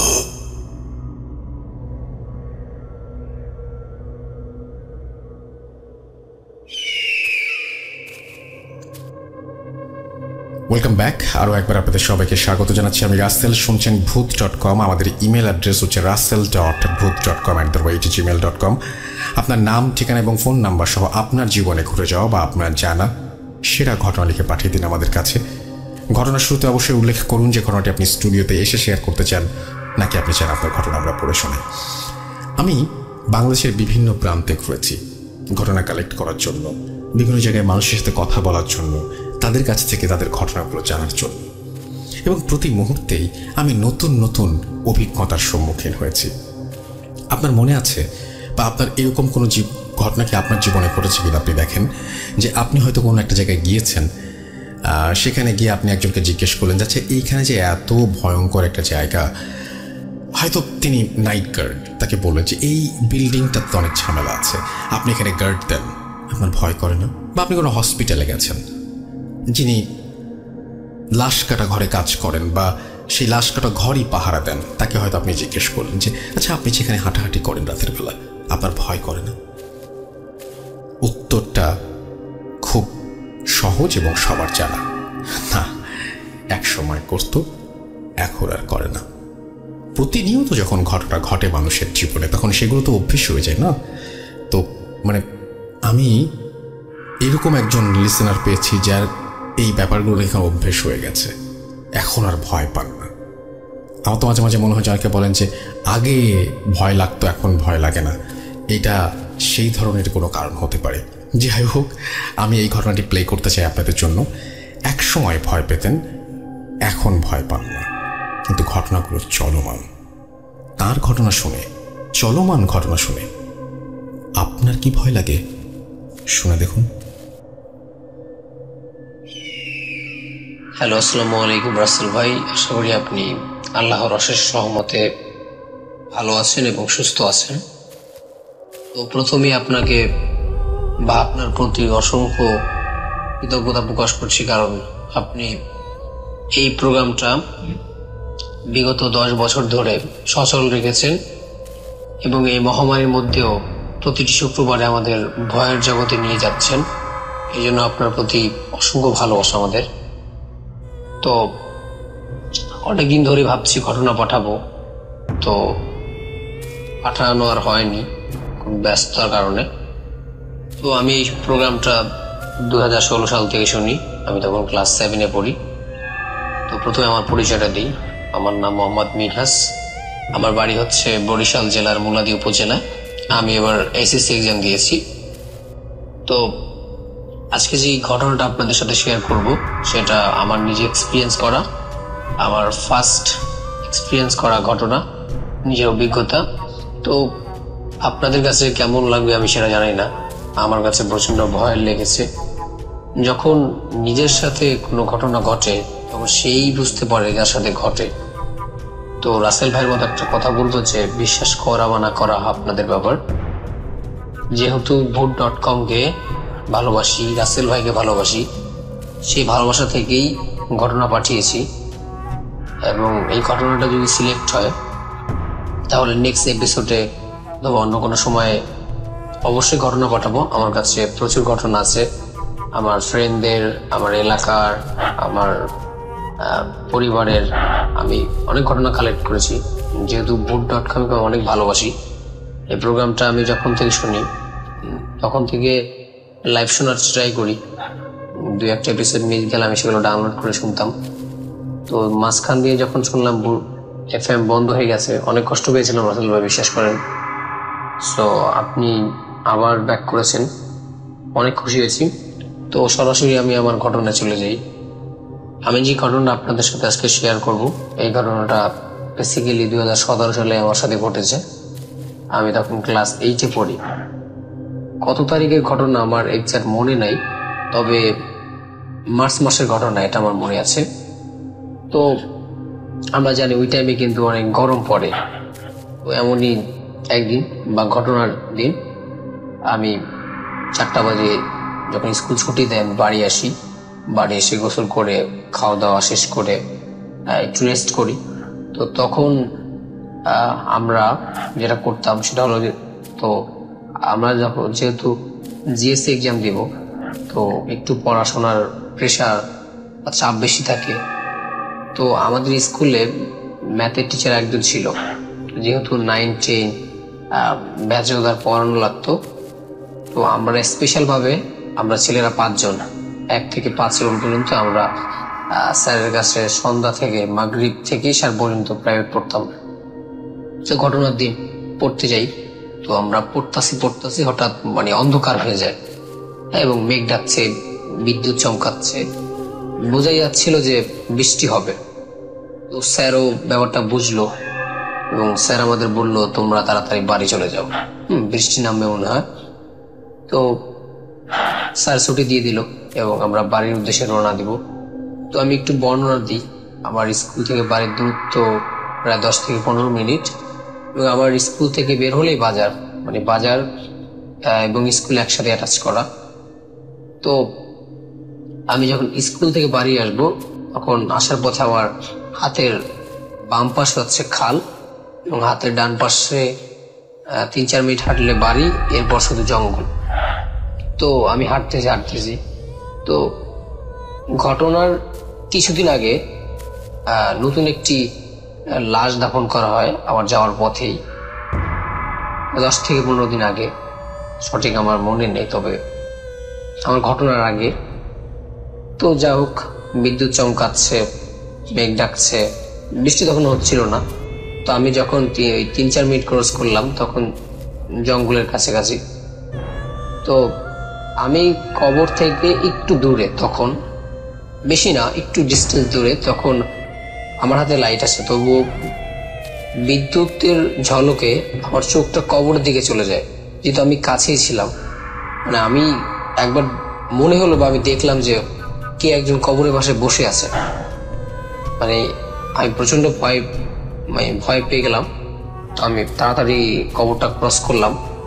আমি এতটাই ভয় পেয়েছি আমি যে মানে সাহস করে লাইটটা মেরে বা পিছনে দেখবো কবরের দিকে আসলে কেউ কি বসে আছে নাকি আমার মনের ভুল, মানে আমার ওই সাহসটুকু হচ্ছিল না। আমি এতটা ভয় পেয়েছি। আমার কোনো মতেই ভুল হওয়ার কথা না, কারণ যেহেতু আমি ওই টাইমে সন্ধ্যাবেলা, তারপর আমি তো সুস্থ মস্তিষ্কে হাঁটছিলাম, তো বিদ্যুতের ঝলকানিতে কেউ একজন বসেছিল এটা আমি শিওর দেখেছিলাম। তো তারপরও মনের ভুল হতে পারে, তো মনের ভুল ভেবে উড়িয়ে দিলাম। মানে তারপর আমার সাহস হয়নি আমি যে বিষয় দেখবো। যাই হোক, আমি বাড়ি চলে গেলাম এবং খাওয়া দাওয়া করলাম এবং যথারীতি আমি ঘুমাতে গেলাম। ওই দিন বেশি পড়ি নাই, মানে আমার মাথা ধরছিল, প্রচন্ড ব্যথা করছিল, এই জন্য সো কিছুতে আমার ঘুম আসছিল না। মানে কোনো রিজন না, আমার ঘুম আসছিল না। মানে আমি এপিডোপিট করছি খাটের, আমি একলা ঘুমাতাম। তো অনেক রাত হয়ে গেল, 10-12টা বেজে গেল। তো হঠাৎ আমি খেয়াল করলাম, যেহেতু আমরা গ্রামে বাস করি, তো আমাদের উঠান ছিল। ওখানে আমার রুমের সাথে বাইরে যে আমাদের উঠান, ওখানে আমাদের পেয়ারা গাছ ছিল। তো আমি টের পেলাম বা আমি খেয়াল করলাম পেয়ারা গাছকে যেন ঝাঁকুনি দিচ্ছে, প্রচুর পেয়ারা গাছটা লড়ছে এবং প্রচুর বাতাস হচ্ছে এবং শব্দ। এবং আমার ঘরের পাশে হচ্ছে আমার জানালার পাশে হচ্ছে একটা ছোট ফাঁকা বলা, আমরা হাঁটার জন্য একটা স্থান। ওখান দিয়ে মনে হচ্ছে কি যেন দৌড় দিয়ে যাচ্ছে, আসতেছে, মানে শব্দ। যেহেতু রাত, আপনি যদি আসতেও হাঁটেন আমি টের পাবো, আর যেহেতু আমার জানলার পাশেই করিডোরটা, সো মনে হচ্ছিল কে যেন দৌড় দিয়ে যাচ্ছে এবং পেয়ারা গাছটা লড়ছে। তো যাই হোক, এবং কিছুক্ষণ পর আমার রাত কয়টা মনে হয় জানি না, তো মনে হচ্ছে জানালার পাশে ফিস ফিস করে কেউ যেন কথা বলতেছে। তো মানে কথাগুলো ক্লিয়ার আসতেছিল না আমার কানে, কিন্তু মনে হচ্ছিল কারা যেন ফিস ফিস করে কথা বলতেছে এবং ওই পেয়ারা গাছটা লড়তেছে। তো যাই হোক, ওই রাতটা মতে কভার করলাম আমি সূরা কিরাত যা পারতাম। মানে কেন যেন মনে হচ্ছিল আমি সূরা কিরাত গুলো ভুলে যাচ্ছি। হ্যাঁ, তো যাই হোক, আমি কোনো মতে পড়লাম এবং ওই রাতটা আলহামদুলিল্লাহ আমার কেটে গেল। তো সেকেন্ড ডেতে আমাদের স্কুলে যখন গেলাম, তো স্যার বললো আজকে পরীক্ষা তোমাদের, আগেই পরীক্ষার কথা ছিল। তো যাই হোক, পরীক্ষা ছিল, একটু লেট হলো, তো পুরো পরীক্ষা দিয়ে আস্তে আস্তে আমার দেখা যায় 8টা বেজে গেল। তো যেহেতু রাসেল ভাই বুঝতেই পারছেন, গ্রাম রাত 8টা 9টা বা 8:30, এটা অনেক রাত গ্রামের জন্য, আজ থেকে 3 বছর আগে। তো আমি ওরকম পথে, যেহেতু গ্রাম্য, এত রাত লোক না থাকারই কথা। তো যাই হোক, আমি লাইট নিয়ে আসতেছি। আমি যখন কিছু দূর আসছি, মনে হচ্ছে 5-6 মিনিট হাঁটলাম, তখন হঠাৎ আমার ফিল হলো যে আমার পিছে কেউ হাঁটছে, এটা আমি ফিল করলাম। তো মানে আমার তখনও সাহস হচ্ছিল না আমি পিছে দেখবো, আসলে কেউ তো হতে পারে বা কেউ আসতে পারে। তখন আমি কি করলাম, আমি আমার হাঁটার গতিটা থামিয়ে দিলাম। তো মনে হলো যে ওই লোকটাও আমার যে পিছে, আমি যেই শ্যাডোটা বা আমি ফিল করছি কেউ হাঁটছে, মনে হচ্ছে সেও আর হাঁটছে না। হাঁটলে তো আমি একটা আওয়াজ পাবো, মনে হচ্ছিল সেও থেমে গেল। তো আমি প্রচন্ড ভয় পেয়ে গেলাম। এবং আমি একটা জিনিস খেয়াল করলাম, আমি জোরে হাঁটলে সে জোরে হাঁটছে, আমি থামলে সে থামছে, আমি যদি আমার হাঁটার গতি স্লো করছি সে তার হাঁটার গতি স্লো করছে। এখন কিন্তু রাসেল ভাই, এটা আপনি একলা একটা পথে হাঁটছেন, তাও রাতে, এবং এরকম অবস্থা যদি হয় যে আপনি জোরে হাঁটছেন, একটা লোক জোরে হাঁটছে, আপনার পিছে আপনাকে ফলো করছে, ভয় তো পাবেনি। তো যেহেতু আমি তখন বড়ও ছিলাম না বেশি, মাত্র ক্লাস 8-এ পড়তাম, 8-এ তখন উঠেছি সবাই মাত্র, তুমি অনেক ছোট, তো ভয় লাগারই কথা, প্রচন্ড ভয় পাচ্ছিলাম। এবং মনে মনে মনে দোয়া দুরূদ পড়ছিলাম, সূরা কিরাত পড়ছিলাম। তো যাই হোক, আমি কোনো মতে তাড়াতাড়ি হেঁটে চলে আসলাম সেদিনের মতো বাড়ি। তো সেকেন্ড ডেও আমার সাথে রাতে ওই সেম কাহিনী। মনে আসলো পেয়ারা গাছটা কেউ ঝাঁকি দিচ্ছে, আমার ওই ফাঁকা জায়গা দিয়ে কেউ দৌড় দিয়ে চলে যাচ্ছে, এবং প্রচন্ড বাতাস এবং ফিস ফিস করে শব্দ। আমার ওই রাতেও ঘুম হয়নি, একদম ভোরবেলা আমি ঘুমিয়েছি। তো তৃতীয় দিন আমি আর পড়তে যাইনি, বা মেবি বন্ধ ছিল, মানে আমার সঠিক এক্সাক্ট মনে নাই, পড়তে যাই নাই, আমার এটুকু মনে আছে। তো ওই দিন আমার সাথে যে ঘটনাটা ঘটলো, তো আমি পড়া শেষ করে রাত্র 11:30টার সময় আমি ঘুমাতে যাই। তো অ্যাজ ইউজুয়াল আমি শুয়ে আছি। তো শুয়ে থাকার এক পর্যায়ে রাত মনে হয় আমার তখনও ঘুম আসছিল না, তো একটা মেবি হবে সেকেন্ডের মতো সেম কাহিনী। মনে হচ্ছে কেউ ফিস ফিস করে কথা বলছে, কেউ দৌড় দিয়ে চলে যাচ্ছে, কেউ পেয়ারা গাছটা ঝাঁকি দিচ্ছে, এরকম বিভিন্ন মানে আমি সিমটম পাচ্ছি ফার্স্ট ডে এবং সেকেন্ডের মতো। তো থার্ড ডেতে তো জিনিসটা মনে হচ্ছে আর বাড়ছে, ফিস ফিস কথাগুলো কেমন ক্লিয়ার আসছে, মানে কথাগুলো আমি বুঝতেছি না, তবে মনে হচ্ছে অনেক মানুষ কথা বলছে। তো আমি এই যে 2 দিন আমার সাথে যে ঘটনা ঘটলো, এটা আমি কিন্তু আমার কোনো ফ্রেন্ড, আমার বাড়ির কাজিন, মা বাবা, বা আমি কাউকে বলি নাই এলাকার। তো যখন রাত 1টা বেজে গেল বা আরো বেশি হবে, তো একটুবার আমি ফিল করলাম আমি নড়তে পারছি না, মনে হচ্ছে আমি অবশ হয়ে গেছে। আমার পা নাড়াতে পারছিলাম না, আমার হাত নাড়াতে পারছিলাম না, আমি যে কাউকে ডাকবো ওই শক্তিটা আমি পাচ্ছিলাম না। আমি ঠিকই মানে চিৎকার করে ডাকতেছি মা মা, কিন্তু মনে হচ্ছিল আমার কণ্ঠস্বর কে শুনতে পাচ্ছে না, বা আমি ঠিকই ডাকতেছি তাদের, কিন্তু আমার সাউন্ডটা তারা পাচ্ছে না। মনে হচ্ছে আমি বোবা হয়ে গেছি, যেটাকে আমরা বোবা ধারা বলে। তো আমি অনেক ট্রাই করতেছি এবং কাত হয়ে এদিকে ওদিকে, কিন্তু আমি মনে হচ্ছে কেউ আমাকে প্রচন্ড চেপে ধরেছে, এবং আমি সেম কাহিনী করছি, কাউকে ডাকার চেষ্টা করছি, আমি চিৎকার করে ডাকতেছি, কিন্তু কেউ আমার সাউন্ড শুনছে না রাসেল ভাই। তো যাই হোক, এক পর্যায়ে অনেকক্ষণ পর আমি ফিল করলাম যে আমি নর্মাল হয়ে গেছি, আমি হাত নাড়াতে পারছি। তো ওদিন আমি ঘুমিয়ে যাই এবং ঘুম চলে আসে, আমি মনে হয় মেবি সেন্সলেস হয়ে গেছে, আমার খেয়াল নাই। তো আমার সকালে ঘুম ভাঙে এবং আমি ভাবলাম এখন ঘটনাটা শেয়ার করা দরকার।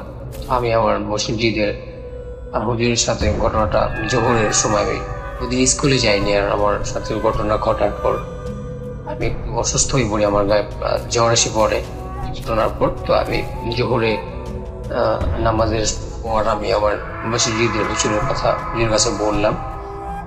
তো তিনি আমাকে যেটা বললো যে আমার উপর কোনো একটা জিনের প্রভাব পড়েছে, তো সেই জিনটা চাচ্ছে আমার কোনো ক্ষতি করতে, বা পেরে উঠতে পারতেছে না, এরকম একটা কিছু বললো। তো তিনি অনেকক্ষণ ঝাড়ফুঁক করলো এবং আমাকে একটা তাবিজে দিল, এবং ওরা পানি দিল, এবং বললো তাবিজটা আমার হাতে যেন বাঁধা থাকে, এবং আমাকে বললো যে প্রতিদিন ঘুমানোর আগে আমি যেন 3 কুল পরে ঘুমাই, এবং 3 কুল পরে আমার সারা শরীরে ফু দিতে, এবং আমাকে যেটা করতে বলেছে, এবং এই আরো অনেক সিমটম বলেছে, অনেক দোয়া বলেছে আমাকে, যে দোয়াগুলো পড়বা।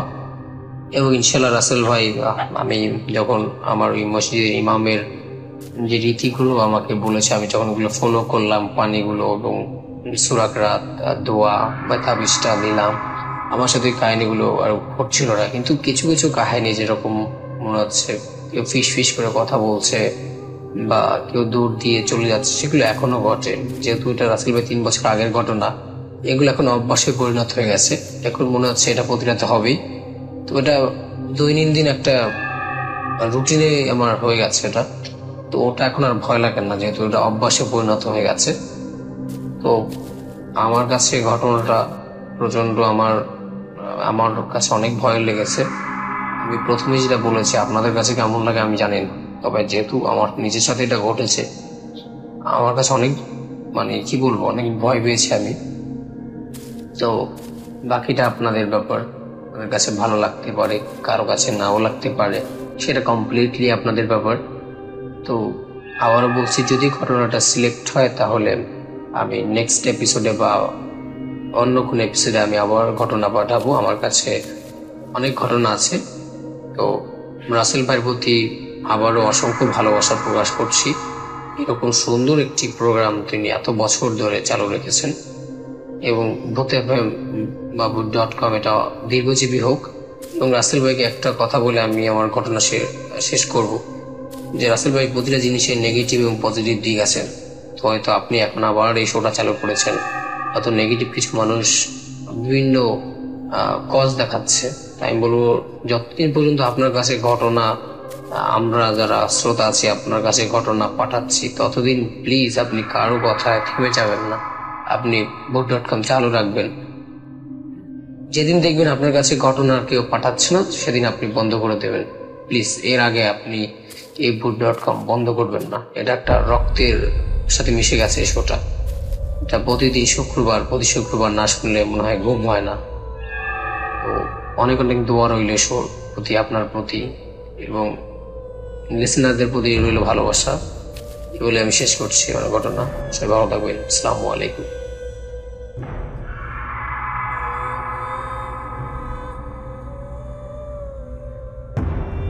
Spirit, be here with me.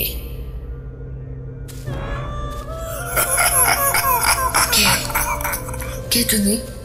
Bhoot.com. The fear returns with Russell.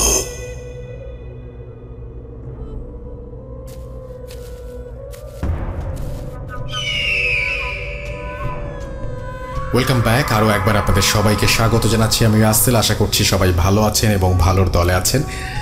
আমিও ভালো আছি এবং ভালোর দলে আছি, এবং প্রতিটা মুহূর্তে আপনাদের জন্য নিজেকে তৈরি করি, এখনও সেটাই করছি, এবং চাই যে আপনারা সব সময় আমাদের সাথে থাকেন। তো আমি বলছিলাম যে জমিদার বাড়ির ঘটনা শোনাবো আপনাদেরকে। সেই জমিদার বাড়ির ঘটনা তো আমি শোনাবই, তবে তার আগে একটা ছোট্ট ঘটনা আমি পড়তে চাই। আসলে এই ঘটনাটি খুব ছোট, কিন্তু যিনি লিখেছেন তিনি আরও ছোট, ক্লাস 7-এ পড়েন। তো আমার মনে হচ্ছে কি সুইট ব্যাপারটা, যে তিনি একটা ঘটনা পাঠিয়ে দিয়েছেন আমাদেরকে। আমার খুব পড়তে ইচ্ছা করলো, যে না, আমি ইন্সপায়ার করতে চাই এই ব্যাপারটা। তো তিনি প্রথমেই খুব সুইট করে লিখেছেন যে ঘটনাটি আপনি পড়ে শোনান। আসসালামু আলাইকুম রাসেল ভাই, কেমন আছেন? আশা করি ভালো আছেন এবং ভালোর দলে আছেন। আজকে ভূত.com আমার ফার্স্ট ঘটনা যেটা আমি শেয়ার করতে যাচ্ছি। আমাদের বাসা পাবনা জেলায়। আমার এলাকায় অনেক দিন ধরে কিছু ঘটনা ঘটে যাচ্ছে, ভাবছি বলবো কি বলবো না। আজ আমাকে বলার সুযোগ করে দিয়েছেন, এই জন্য অনেক অনেক ধন্যবাদ।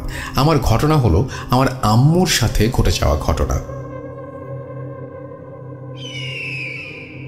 আমার এলাকার নাম মাদারবাড়িয়া।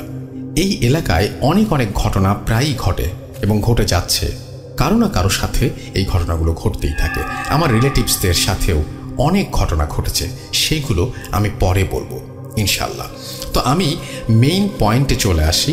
আমার আম্মুর সাথে যে ঘটনাটা ঘটেছে সেটা ঘটেছে 2019 সালে মাঝামাঝি সময়ের দিকে। আমার আম্মু হঠাৎ করে অনেক জ্বর আসে, তারপর কেমন যেন রাতে বোবা ধরতো, অনেক কষ্টে তার দিন যাচ্ছিল। তারপর একদিন স্বপ্নে দেখলো আমার আম্মুর অনেক পিপাসা পেয়েছে, কিন্তু পানি পাচ্ছে না। তারপর আমার আম্মুর ঘুম ভেঙে যায় এবং দেখে আম্মুর গলা এত শুকিয়ে গেছে যে মরেই যাবে। তারপর তাড়াতাড়ি করে পানি দেওয়া হয় তাকে। আমি উঠে পানি দেই। তারপর আম্মুকে বললাম কিছু হয়েছে নাকি। আম্মু তখন কিছু আমাকে বলল না।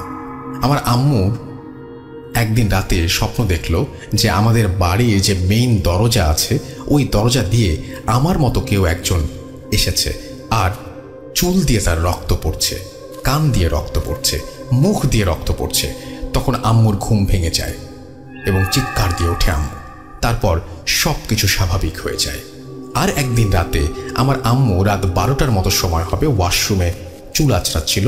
তখন যে ওয়াশরুমে জানলা আছে তার কাছে সে দেখে যে কাচের সাথে কুকুরের মতো হাত, এবং সেই হাতটি যেভাবে গ্লাস পরিষ্কার করার সময় মানুষ যেভাবে হাতটাকে ওয়েভ করে সেইভাবে ওয়েভ করছে।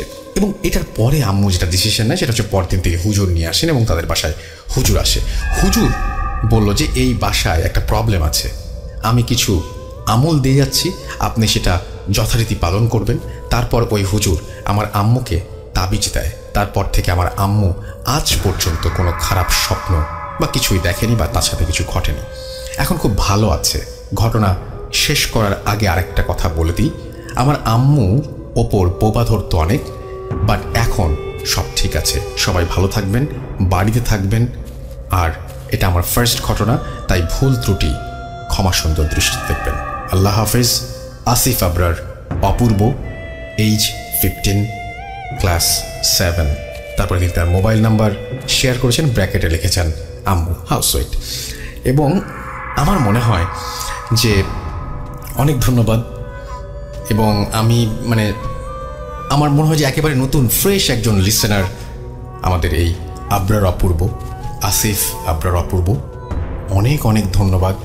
অনেক বড় হও তুমি, অনেক ভালো হও তুমি, এবং এভাবে আমাদের সাথে থাকো। তবে পড়াশোনাটা সবার আগে, এটা মাথায় রাখতে হবে। এবং তোমার ঘটনার জন্য তোমাকে অসংখ্য ধন্যবাদ। এবং আমি জানি যে তোমার বাবা মা তোমাদের সাহায্য করেছেন। তোমার প্যারেন্টসের জন্য শ্রদ্ধা এবং অনেক অনেক কৃতজ্ঞতা। আপনারাও এরকম ঘটনা পাঠাতে পারেন, এবং আপনারা যদি ঘটনা পাঠাতে চান আমাদের ইমেল অ্যাড্রেস হচ্ছে russell.booth.com@gmail.com। এখানে নাম, ঠিকানা এবং ফোন নাম্বার সহ আপনার জীবনে ঘটে যাওয়া বা আপনার জানা সেরা ঘটনা লিখে পাঠিয়ে দিন আমার কাছে। ঘটনার শুরুতে অবশ্যই উল্লেখ করুন যে ঘটনাটা আপনি স্টুডিওতে এসে শেয়ার করতে চান, নাকি আপনি চান আপনার ঘটনা আমরা পড়ে শোনাই। যারা দেশের বাইরে রয়েছেন তারা সরাসরি লিখে পাঠাতে পারেন, অডিও ক্লিপ করে পাঠাতে পারেন। এখনকার যে সিচুয়েশন, অডিও ক্লিপ পাঠানোটাই সবচেয়ে বুদ্ধিমানের কাজ। তবে কেউ কেউ যদি আমাদের স্টুডিওতে আসতে চান অবশ্যই লিখবেন আপনি আসতে চান। স্বাস্থ্যবিধি মেনেই আমরা স্টুডিওতে আস্তে আস্তে আপনাদের আমন্ত্রণ জানাবো, এবং সেভাবেই একটা সময় আমরা লাইভ অন করে দেব। তো আপনাদের এই সহযোগিতাটাও দরকার, এবং অবশ্যই স্বাস্থ্যবিধি মেনে আসতে হবে, সেটা হচ্ছে প্রথম শর্ত। আমাদের ফেসবুক পেজ হচ্ছে www.facebook.com/russell.সাথী। সেখানেও আপনারা আসুন, এবং আশা করছি আপনাদের সময়টা ভালো কাটবে আমাদের সাথে। এখন যেটা করব সেটা হচ্ছে, কোনো কথা হবে না, আমরা জমিদার বাড়ি, পুরনো যে কোনো বাড়ি, যা কিছুই হোক না কেন, এগুলোর প্রতি আমাদের অন্য রকমের একটা আকর্ষণ থাকে। আমরা পুরনো কোনো স্থাপনা দেখলে ভাবি যে এখানে নিশ্চয়ই কিছু না কিছু ঘটে, এখানে কোনো না কোনো ব্যাপার আছেই জড়িত। সেই রকমই একটা ব্যাপার হচ্ছে জমিদার বাড়িগুলো। বাংলাদেশের বিভিন্ন প্রান্তে জমিদার বাড়ি রয়েছে, সেখান থেকে আমরা লাইভ করতে চাই, আমরা জানাতে চাই সেই ঘটনাগুলো যেগুলো সেখানে এখনও ঘটে চলেছে। আপনারা আমাদের সহযোগিতা করুন। আমাদের ইমেল অ্যাড্রেসে আপনার এলাকায় যদি কোনো পুরনো জমিদার বাড়ি বা রাজার বাড়ি থাকে সেটা জানান। আমরা কিন্তু মাঝে মাঝে পুঠিয়া থেকে অনেক ঘটনা পাই, ময়মনসিং থেকে ঘটনা পাই, আরও বিভিন্ন জায়গায় এরকম জমিদার বাড়ি, রাজার বাড়ি ছড়িয়ে ছিটিয়ে রয়েছে। সেগুলো আমরা সবাইকে জানাতে চাই, সারা বিশ্বকে জানিয়ে দিতে চাই। এখন চলে যাব একটা জমিদার বাড়ির ঘটনায়। শুনুন এবং দেখুন কেমন লাগে, সাথেই থাকুন।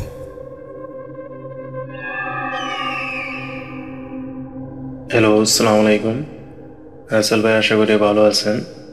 আমার নাম আতাউল্লাহ, কাতারের থেকে বলছি। আমি কাতারে আছি। যতক্ষণ থেকে আপনি শুরু করেছেন প্রথম থেকে আপনার সাথে আছি, আশা করি ইনশাল্লাহ সামনেও থাকবো। আমার যে কোন ঘটনাটা শেয়ার করবো, আমার এক রুমমেট, আমরা একসাথে চাকরি করি। তার বাড়ি ইন্ডিয়া, কেরালাতে। ইন্ডিয়া কেরালা একটি গ্রামকে নিয়ে ঘটনাটা, তাই আমি তার মতন করে শেয়ার করতে চাই। ঘটনাটি প্রায় 80-90 সাল আগে, যেমন আপনার 1930-35 সাল এরকম হবে ঘটনাটা। তো ওই গ্রামটা ছিল নদীর পাড়ে, লম্বালম্বি নদীর পাড় বেড়ে গ্রামটা ছিল। তো ওই গ্রামের এক পাশে ছিল নদী, অন্য পাশে ছিল আপনার ধানের জমি। আপনার জানেন কেরালাতে আপনার নারকেল গাছ, তারপরে আপনার কলা বাগান, এগুলো সবচেয়ে বেশি ওই সময় থেকে শুরু হয়। ওই গ্রামে একজন জমিদার ছিল, মোটামুটি সবাই জানে জমিদার তেমন ভালো মানুষ না, তার ব্যাকগ্রাউন্ডও খুব খারাপ, এটা সবাই মোটামুটি জানে। আমাকে বন্ধুটা ঘটনাটা শেয়ার করছে, ওই গ্রামের একটি দরিদ্র ফ্যামিলি। ওই ফ্যামিলিতে আপনার 3 জন, একজন বাবা, একজন মা, একটি মেয়ে। মেয়েটার নাম হলো রূপা। রূপার বাবা, রূপার মা। খুব দরিদ্র ফ্যামিলি ছিল। বাবাটা কোনো কাজকর্ম কিছুই করতো না, পাওনাদার থেকে টাকা নিয়ে কোনো রকম সংসারটা চালাতো, আর মা জমিটা কিছু চাষ টাস করতে পারতো। তো হঠাৎ একদিন দেখে গেছে কি আপনার বাবাটা আবার জুয়া টোয়া খেলতো, অনেক টাকা ঋণ দিয়ে রয়ে গেছে। তো যারা টাকা পাওনাদার বাসে এসে একদিন ওর বাবাকে, রূপার বাবাকে মারধর করে।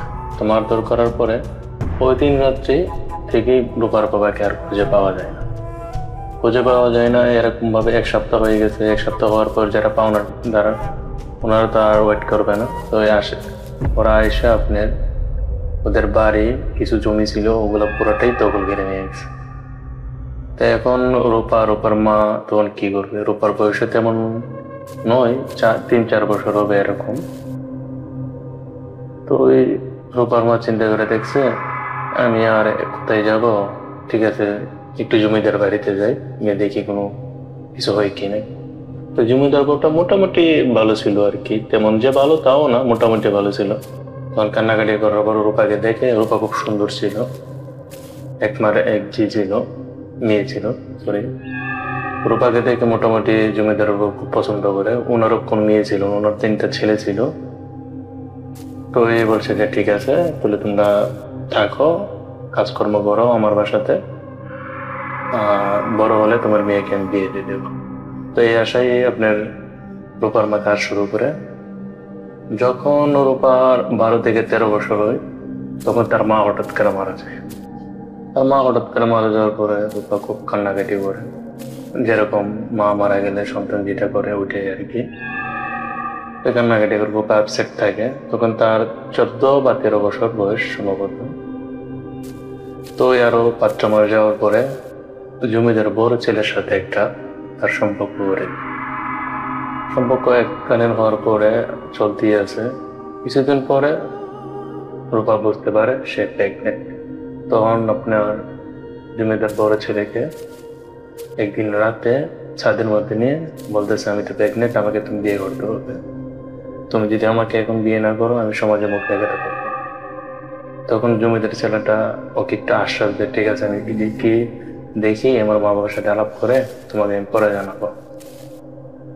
তো এরকম 1 সপ্তাহ চলে যায়, কিন্তু ওই জমিদার যার সাথে রূপা সম্পর্ক, ওকে মানে ধরার কাছে বলার জন্য বা একটু একলা কথা বলার জন্য কোনো সুযোগ পাচ্ছে না। তো হঠাৎ একদিন জমিদারের বউয়ের বাবার বাড়ি থেকে খবর আসে, তো বাবা খুব অসুস্থ, ওনাকে যেতে হবে। তখন তো আর গাড়ি ঘোড়া ছিল না, তখন নৌকার পথে ছিল।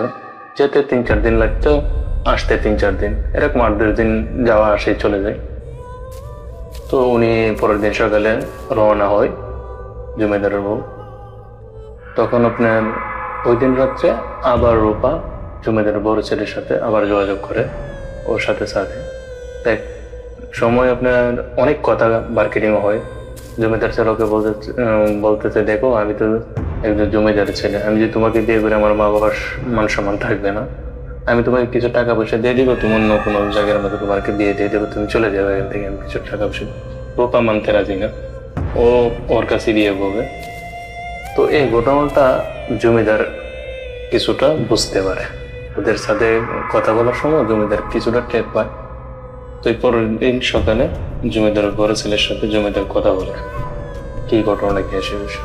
তখন বড় ছেলে সবকিছু খুলে বলার পরে তো একটু রাগান্ত পাবো ওই ভাই। তো ওখানে ওনারা একটা প্ল্যান করে যে ঠিক আছে আজকের রাত্রে রূপাকে ছাদের উপর নিয়ে আসার বড় কথা আছে। তো এই ছাদের উপর নিয়ে আসে কথা আছে, বলো তুমি তাকে টাকা দিবে, স্বর্ণ দিবে, যদি মানে তো মানলেই, না মানলে পরেরটা দেখা যাবে। ওনারা একটা প্ল্যান করে ওকে ছাদে নিয়ে আসে, জমিদার বাড়ির ছাদে নিয়ে আসে। জমিদার বাড়ি যেরকম হয়, যা বলার নতুন কোনো বলার কোনো প্রয়োজন নাই, সবাই জানে কিরকম হয় জমিদার বাড়ি বলা। তো আপনার রাত্রে আসার পরেও ওই ছেলেটা একই প্রস্তাব দিয়ে, কিন্তু মেয়েটা মানে না, রূপা মানে না। এক সময় আপনার কেউ একটা দস্তাদস্তি মানে হাঁটাতে পর্যায়ে চলে যায়, তখন জমিদারে আর জমিদার ছেলে মিলে ওকে ছাদ থেকে ফেলে দেয়। ছাদ থেকে ফেলে দেওয়ার সাথে সাথে রূপা মানে মারা যায়নি, কিছুটা হয়তো জীবিত ছিল, তখন ওনারা তাড়াতাড়ি করে নিচে যায়। নিচে গিয়ে সেদিন দুজন বাড়ির পাহারাদার যে জমিদার ওনাকে ডাক দিয়ে ওনাকে মোটা অঙ্কের টাকা দিয়ে মুখ বন্ধ রাখার জন্য বলে। জমিদারের বাসার পাশেই একটা নারকেল গাছ ছিল, একটা কলা গাছ, একটা নারকেল গাছ বাগান ছিল। ওই বাগানে একটি এই নারকেল গাছের নিচে রূপাকে কবর দিয়ে দেয়, মাটি চাপা, কবরও না, দাফনও না, কোনো কিছুই না, মাটি চাপা দিয়ে এক বস্তা দিতে ভরে। বস্তাটা পর অসমত তো রাত রয়ে গেছে, রশিও পায় না, তো এক পাহারাদারের গলার গামছা দিয়ে ওই বস্তার মধ্যে বাঁধে মাটির নিচে চাপা দিয়ে চলে আসে। এভাবে তো কয়েকদিন যায়, যাওয়ার পরে জমিদার বউ বাসায় চলে আসে। আসার পরে বলতে যে রূপা কোথায়? রূপা তো বলতে চাই এক ছেলের সাথে সম্পর্ক ছিল, তুমি যাওয়ার পরে অসুযোগ পেয়ে গেছে, আমরা তো জমিদারি নিয়ে ব্যস্ত থাকি, তেমন কিছু দেখে দিই না, ও তো টাকা পয়সা নিয়ে এসে চলে গেছে। তো রূপার মা একটু মন খারাপ করছে, মেয়েটাকে নিজের মেয়ের মতন দেখতাম, খুব বিশ্বস্ত করতাম, আদর করতাম, এভাবে চলে গেল। আমাকে বললেই তো পারতো, আমি নিজেই ওকে বিয়ে দিয়ে দিতাম, যেহেতু ওর মার কাছে আমি বলছিলাম। তো আর কি করার আছে, এটাই মেনে নিছে। তো হঠাৎ আপনার একদিন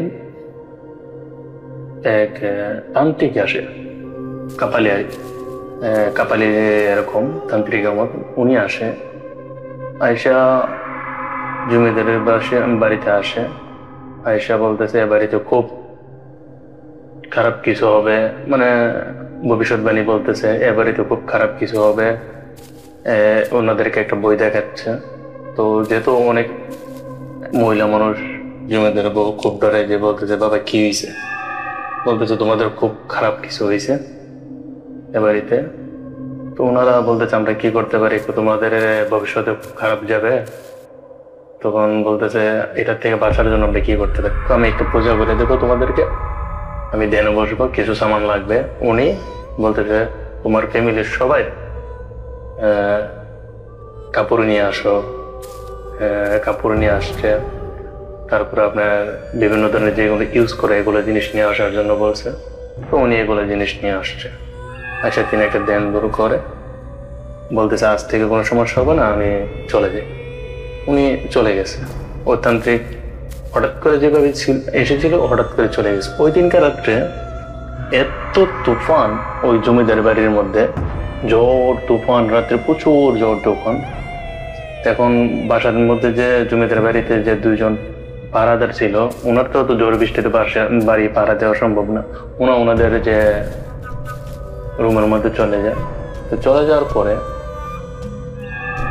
তখন দুজন পাহারাদার ছিল, তো দুজনের মধ্যে একজন কিছুটা তন্দ্রা মেতে চলে যায়, হয়তো বা ঘুমাই নেই। আরেকজন বসে রয়েছে আর কি, হারিকেন জ্বালিয়ে, হারিকেন হতে সবাই খুঁজবেন, হারিকেন জ্বালিয়ে বসে আছে। হঠাৎ বাইরে দেখে ঝড় বৃষ্টির মধ্যে, ঝড়ের সামনে কি একটা যেন দাঁড়িয়ে আছে। একজন পাহারাদার, উনি দেখতেছে ফার্স্টে। প্রথম দেখে উনি বলতেছে হয়তো বা বাসার ভিতরে থেকে কেউ বাড়িছে। উনি একটু দরজাটা খুলে যে মাত্র সামনে দাঁড়ালো, একটা কালো একটা হাওয়ার মতন ওনাকে টেনে বাইরে নিয়ে যায়, টেনে বাইরে নিয়ে চলে যায়। তখন ভিতরে যে ছিল, উনি ঘুম তো ছিল না, কিন্তু দরজা যেদিকে খুলে বাসায় বাইরে যদি হঠাৎ করে স্পিডে চলে যায় বাতাসের সাথে, তো উনি হঠাৎ চমকে উঠে দরজা ফাঁক দিয়ে উনি দেখে কালো একটা আবায়ক, মানে কিরকম বলতে একটা বড় ধরনের একটা জানোয়ারের মতো, কিছুটা নেকড়ের মতো, এরকম অনেক বড়। এটা কি করছে, ওই যে প্রথম যে পাহারাদারটা, ওনার ঘাড় ধরে কামড় দিয়ে ঘাড়টা ছিঁড়ে ফেলে পরে থেকে নিচে ছেড়ে দিয়ে কালা হাওয়াটা চলে যায়। আর ঝড় তুফান প্রচুর হয়। তো পরের দিন সকালটা ওটা দেখে সাথে সাথে ওই পাহারাদার ওই রুমের মধ্যে অজ্ঞান করে থাকে।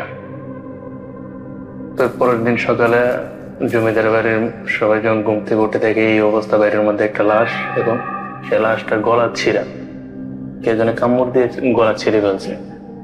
তখন জমিদার সবাই বলতেছে হয়তো বা জঙ্গল টঙ্গল দিকে আছে, বাঘ টাঘ হইতে পারে বা জঙ্গলের কোনো পশু সেরকম ভাবে এটা করতে পারে। তো রুমের ভিতরে এসে দেখে ও অজ্ঞান, কোনো সেন্স নেই। ওকে কথা বলতে বলে, তারপরে সেন্স আসে কিন্তু কথা বলতে বলে কথা বলতে পারে না। তাকে বলে কি হয়েছে, কি আসে, সে কোনো ধরনের কথা বলতে পারে না, বাকবিদ্ধ হয়ে যায়, কোনো ধরনের কথাই বলতে পারে না। তো জমিদারে চিন্তা করে সবাইকে বলছে দেখো এটা হয়তো বা ডরে কিছু নাই, এটি তো জঙ্গল টঙ্গল আছে, হয়তো বা এখান থেকে বাঘ টাঘ এসে ওকে এই অবস্থা করছে। তো ওই দিনকার রাত্রে আবার ঝড় বৃষ্টি শুরু হয়। ঝড় বৃষ্টি শুরু হয়, সেম ঘটনাটা দ্বিতীয় যে পাহারাদার ছিল ওর সাথে এরকম সেম ঘটনাটা হয়। সেম ঘটনাটা হওয়ার পরে তো জমিদারের বাসার সবাই খুব আতঙ্কে চলে যায়, না এটা কোনো বাঘের কোনো কাজ না বা জঙ্গলের কোনো পশুর কাজ না, এটা হয়তো বা অন্য কিছু হতে পারে। ওনারা আবার ওই যে তান্ত্রিক উনি আবার ওই এলাকার এক শ্মশানের মধ্যে উনি ছিল, ওনাকে আবার খবর দেওয়া হয়। তো উনি আসে, আয়সা বলতেছে হ্যাঁ এবারে একটা খারাপ জিনিস আছে, এরা প্রতিশোধ নিয়ে ছাড়বে, প্রতিশোধ যতক্ষণ না নিবে ততক্ষণ সে এখান থেকে যাবে না। তখন জমিদারের বউ কান্নাকাটি করে বাবা আমাদেরকে বাঁচান, ঠিক আছে তোমার হাজবেন্ডকে তোমার স্বামীকে বলো ও কি করছে, কি ধরনের পাপ করছে। তো জমিদার কোনো কিছু বলে না বউকে। তো উনি বলতেছে আমি একটা রাত্রে সন্ধ্যার সময় আসবো, এসে আমি একটা ধ্যানে বসবো, আমি একটা বিরাট ধরনের পূজা করবো এখানে, কিন্তু সন্ধ্যা হওয়ার সাথে সাথে কেউ বাসার থেকে যত ধরনের সাউন্ড শব্দ হবে কেউ বাসার থেকে বের হতে পারবে। তো ওনারা বলছে আচ্ছা ঠিক আছে। তো উনি আপনার সন্ধ্যাটা আসে, এসে ধ্যানে বসে, ওনারা সবাই রুমের ভিতরে দেখে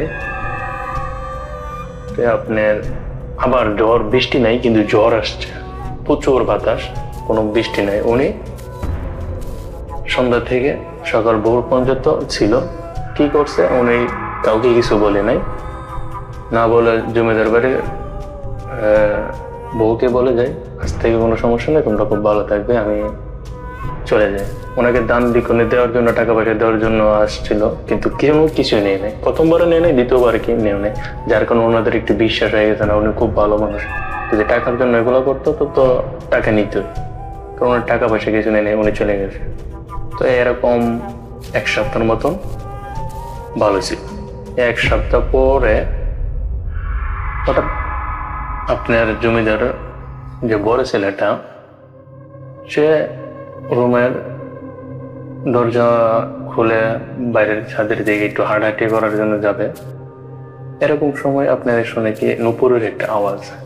তো হঠাৎ করে চিন্তা করে দেখে বাড়িতে তেমন কেউ নাই, উপরের তলার মধ্যে এরকম ছাদের মধ্যে কেউ নুপুর পরে হাঁটাহাঁটি করবে, তার একটা কিউরিয়াসিটি জাগে। তো সেও ওই সাউন্ডের সাথে সাথে সাথে সাথে ছাদের উপরে যায়, ছাদের উপরে যায়। এটা আবার মানে উনি যে ছাদের উপরে যাচ্ছে বা যেতেছে এটা আবার জমিদার কিছুটা দেখতে পারে, কারণ উনি মুরব্বী মানুষ, উনি রাত্রে তেমন একটা ঘুমান না, আর ও ঘটনার পরে তিনি জানালা খুলে দেখতে চায় আর কি। তো এক সপ্তাহের মতো হয়ে গেছে, কোনো সমস্যা নেই, উনি জমিদারও কেন কিছু বলে না, ছেলেজন ছাদে যাচ্ছে একটু হাওয়া খাওয়ার জন্য, যাক সমস্যা নেই, ছাদে যায়। ছাদে যাওয়ার পরে তো জমিদারও আবার এসে শুয়ে যায়। পরের দিন সকালে দেখে ওনার বড় ছেলে মৃতদেহ নিচে পড়ে আছে, নিচে পড়ে আছে, উপর থেকে ফেলে দেয় বা হাত পা এক ধরনের হামছি, যেরকম একটা বাঘ যদি শিকার করে যেরকম সারা শরীরে ছিন্ন বন্য করে ফেলছে। এটা দেখে তো আপনার খুব সবাই আতঙ্কের মধ্যে চলে গেছে, কান্নাকাটি বাড়ার বড় ছেলে সবাই শোক পালনের মধ্যে চলে গেছে, কান্নাকাটি করতেছে। তো আপনার জমিদার বউ এক ভাই ছিল, সে জিনিসটা বুঝতে পারে, তার শুনে তার ভাগ্নের এই অবস্থা হয়েছে, উনি করছে একজন হুজুর নিয়ে আসছে। খুব নামি হুজুর, অনেক ওই এলাকার খুব মানে নাম দাম আছে ওনার, বা উনি খুব ভালো হুজুর এরকম সবাই জানে। তো ওনাকে নিয়ে আসে, তো উনি আইসেই বলছে এ বাড়িতে এত বড় সমস্যা হয়ে গেছে, এখন আমাকে ডাকতেছেন, এখন তো সবাইকে খেয়ে ফেলবে, কাউকে ছাড় দিবে না, এ বাড়িতে খুব খারাপ কিছু আছে, ওই তান্ত্রিকের মতো সে বলে যায়। তো বলতেছে যে আপনার জমিদার, উনি বলতেছে এইটা থেকে কিভাবে রেহাই পায়। তো উনি ওনাকে বলে আপনি পাপের শাস্তি আপনাকে অবশ্যই পেতে হবে, আপনি যা করেছেন আপনি জানেন। আমি এ বাসায় ঢুকি বুঝতে পারছি কি কি ঘটনা হচ্ছে, আমার চোখের সামনে সবকিছু ভাসতেছে। তো উনি এই ধরনের কথা শুনে জমিদার বউ ওনাকে প্রেশার দিয়ে কি হয়েছে আপনি বলেন, সবাই আপনাকে এই ধরনের কথা বলতেছে, ঘটনা কি? জমিদার ওই রূপার কথা বলে, রূপার কথা বলে। এখন তো আর কিছু বলারও থাকে না, ফ্যামিলির ভিত্তি ঘটনাটা জানাজানি হয়েছে, বাইরে গেলে তো ওনার এলাকার মানুষ জেনে ফেললে তো অনেক সমস্যা হবে, যার কারণে জমিদার বা কোনো কিছু বলে নেই। এখন এটা থেকে কিভাবে রক্ষা পাবে ওনারা ওই চিন্তায় আছে। তো হুজুর বলে ঠিক আছে, আমি সন্ধ্যাবেলা আসবো, আমার কিছু ছাত্র আসবে, 30 জন ছাত্র আসবে, ওদেরকে নিয়ে আসবো, কিন্তু আপনারা সন্ধ্যার পরে কেউ বাড়িতে বাসা থেকে বেরোতে পারবেন না, যত সাউন্ড হোক যেটাই হোক অনেক কিছু বেরোতে পারবেন না। ওই হুজুর আসছে, ওই দিন রাত্রে আসছে, ওনাদের কিছু নিয়ম বলে দেয়, কিছু সামান টামান এগুলা জিনিসপত্র এগুলো জোগাড় করার জন্য ওনারা এগুলো জোগাড় করে, জোগাড় বলতে 30টা কলসি, 30টা কলসি ভরা পানি, এবং পানিটা পাক পবিত্র জায়গা থেকে নিয়ে আসতে হবে। আর কিছু অনেক কিছু এটা আমি নাই বললাম। তো উনি রাত্রে আসার সন্ধ্যার সময় আসে, ওনারা সবাই নামাজ পড়ে ওই বাড়িতে, নামাজ পড়ার পরে ওনারা সবাইকে বলে আপনারা এখন রুমগুলো সব বন্ধ করে দেন, কেউ বাসার বাইরে আসবেন না, যত ধরনের সাউন্ড শব্দ হোক না কেন। সন্ধ্যা হওয়ার সাথে সাথে এত বাতাস, মানে বাড়ি ঘর সব কিছু ভেঙে ফেলবে এরকম বাতাস, আগের থেকে তো 1000 গুণ মানে বেড়ে গেছে। এরকম শব্দ, এরকম সাউন্ড ওনারা শুনতে পাচ্ছে। কোন একটা জানোয়ার এসে হুঙ্কার দিচ্ছে, আর একটা মেয়েলি কণ্ঠ রাক্ষসের মতন, আমি সবাইকে খেয়ে করবো, কাউকে ছাড়বো না, সবাইকে খেয়ে ফেলবো, কাউকে ছাড়বো না। একটা হলো জানোয়ার, আর একটা হলো আপনার রাক্ষসের মতন একটা মেয়ের কণ্ঠ, এরকম ভাবে বলতেছে বাইরের থেকে। তো এরকম চলার পরে ভোর যখন হয় তখন এই শব্দটা কমে যায়, একবার টোটালি কমে যায়। তখন হুজুর বলতেছে আপনার বাড়ি যে সমস্যা ছিল আমি এই সমস্যার সমাধান করে ফেলছি, কিন্তু আপনার হাজবেন্ড যে জমিদার সে তার পাপের শাস্তি পাবে, প্রকৃতভাবে সে তার পাপের শাস্তি পাবে। তখন আপনার জমিদার বউ বলছে মানে কি আমাদেরকে ঘটনাটি খুলে বলেন। ঘটনাটা খুলে বললাম, প্রথম আপনার বাড়িতে একজন তান্ত্রিক এসেছিল। জি, ওই তান্ত্রিক আর কেউ নয়, ওই তান্ত্রিক রূপার বাবা ছিল। সে এখান থেকে চলে যায়, চলে গিয়ে সে সাধনা করে 12 বছর একটানা সাধনা করে সে বিরাট অনেক বড় তান্ত্রিক হয়ে আসে, কাপালি। সে তার ওই দিন থেকে যখন সে বুঝতে পারে তার মেয়ের সাথে এরকম ঘটনা ঘটছে, সে ওখান থেকে আস্তে আস্তে 4-5 দিন সময় লেগে যায়। তখন হঠাৎ করে আপনার বাসাতে আসে, আয়সা সে যে 2 জন পাহারাদার ছিল ওনাদেরকে কোনো কিছু দেয় বা কোনো কিছু খাওয়ানো হয়, ওনাদেরকে ব্ল্যাক ম্যাজিক করা হয়। ওনারা এই জন্য 2 জন দুরাত্রে মারা যায়।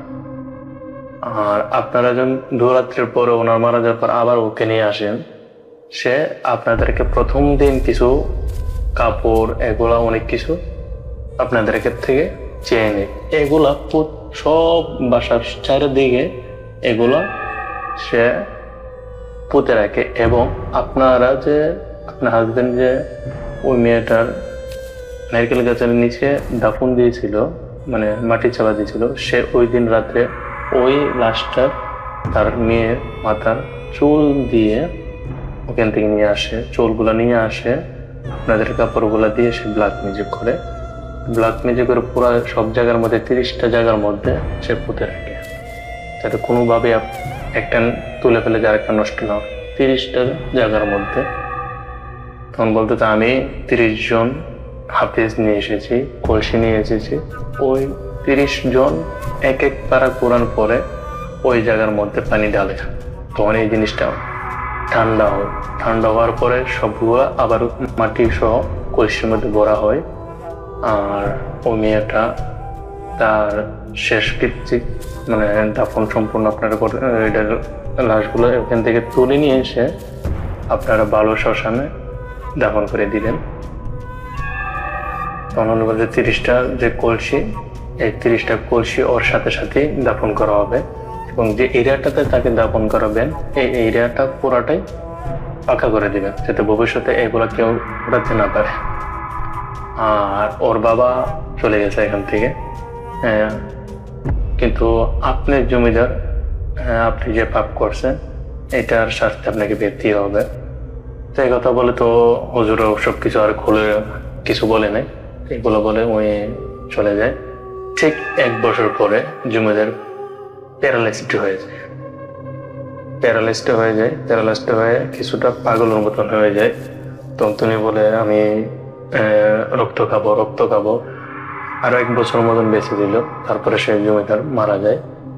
তো মারা যাওয়ার পরে তো ওই ফ্যামিলি ওই বাসাতে আর কেউ থাকে না, আস্তে আস্তে মনে করেন খালি পড়ে থাকে। এখনো ভাঙ্গাচোরা ওই বাসার মধ্যে আছে, কিন্তু বাসার মধ্যে অনেকে অনেক কিছু দেখে। তো ওই যে কবরটা ছিল, কবরটাও এখন নাই, এটা আপনার মাটির নিচে চলে গেছে, হয়তো বা ভেঙে গেছে। এখনো বলে সে ওই যে গ্রামের মধ্যে জমিদার বাড়িটা এখনো আছে, কিন্তু কিছু কিছু মানুষ এখনো ভয় পায়। কেউ চিল্লাচ্ছে, কেউ কান্না করছে, কেউ ডাকছে, কেউ চাদর উপরে হাঁটতেছে, মানে ছেলে না পুরুষ না মহিলা কেউ বোঝা যায় না, শুধু কালো একটা ছায়া পিছে একটা নেকড়ার মতন তার সাথে সাথে ঘুরতেছে। এরকম ভাবে এখনো ওনারা দেখে ওই কেরালা গ্রামের মানুষগুলো, কিন্তু ওইখানে কেউ যায় নাই, বা এখানে কেউ ওই বাসার ভিতরে ঢুকতে কেউ রাত্রেবেলা সন্ধ্যাবেলা হোক বা দিনের বেলা হোক না কেন ভয় পায়, কেউ ঢুকতে পারে না। তার আসলে এই ছিল আমার ঘটনা। যদি ভালো লাগে সবার সাথে শেয়ার করবেন। আর দুঃখিত, আমি এইটা আমার ফার্স্ট ঘটনা, তেমন গুছিয়ে বলতে পারিনি, ইনশাল্লাহ সামনে দেখ।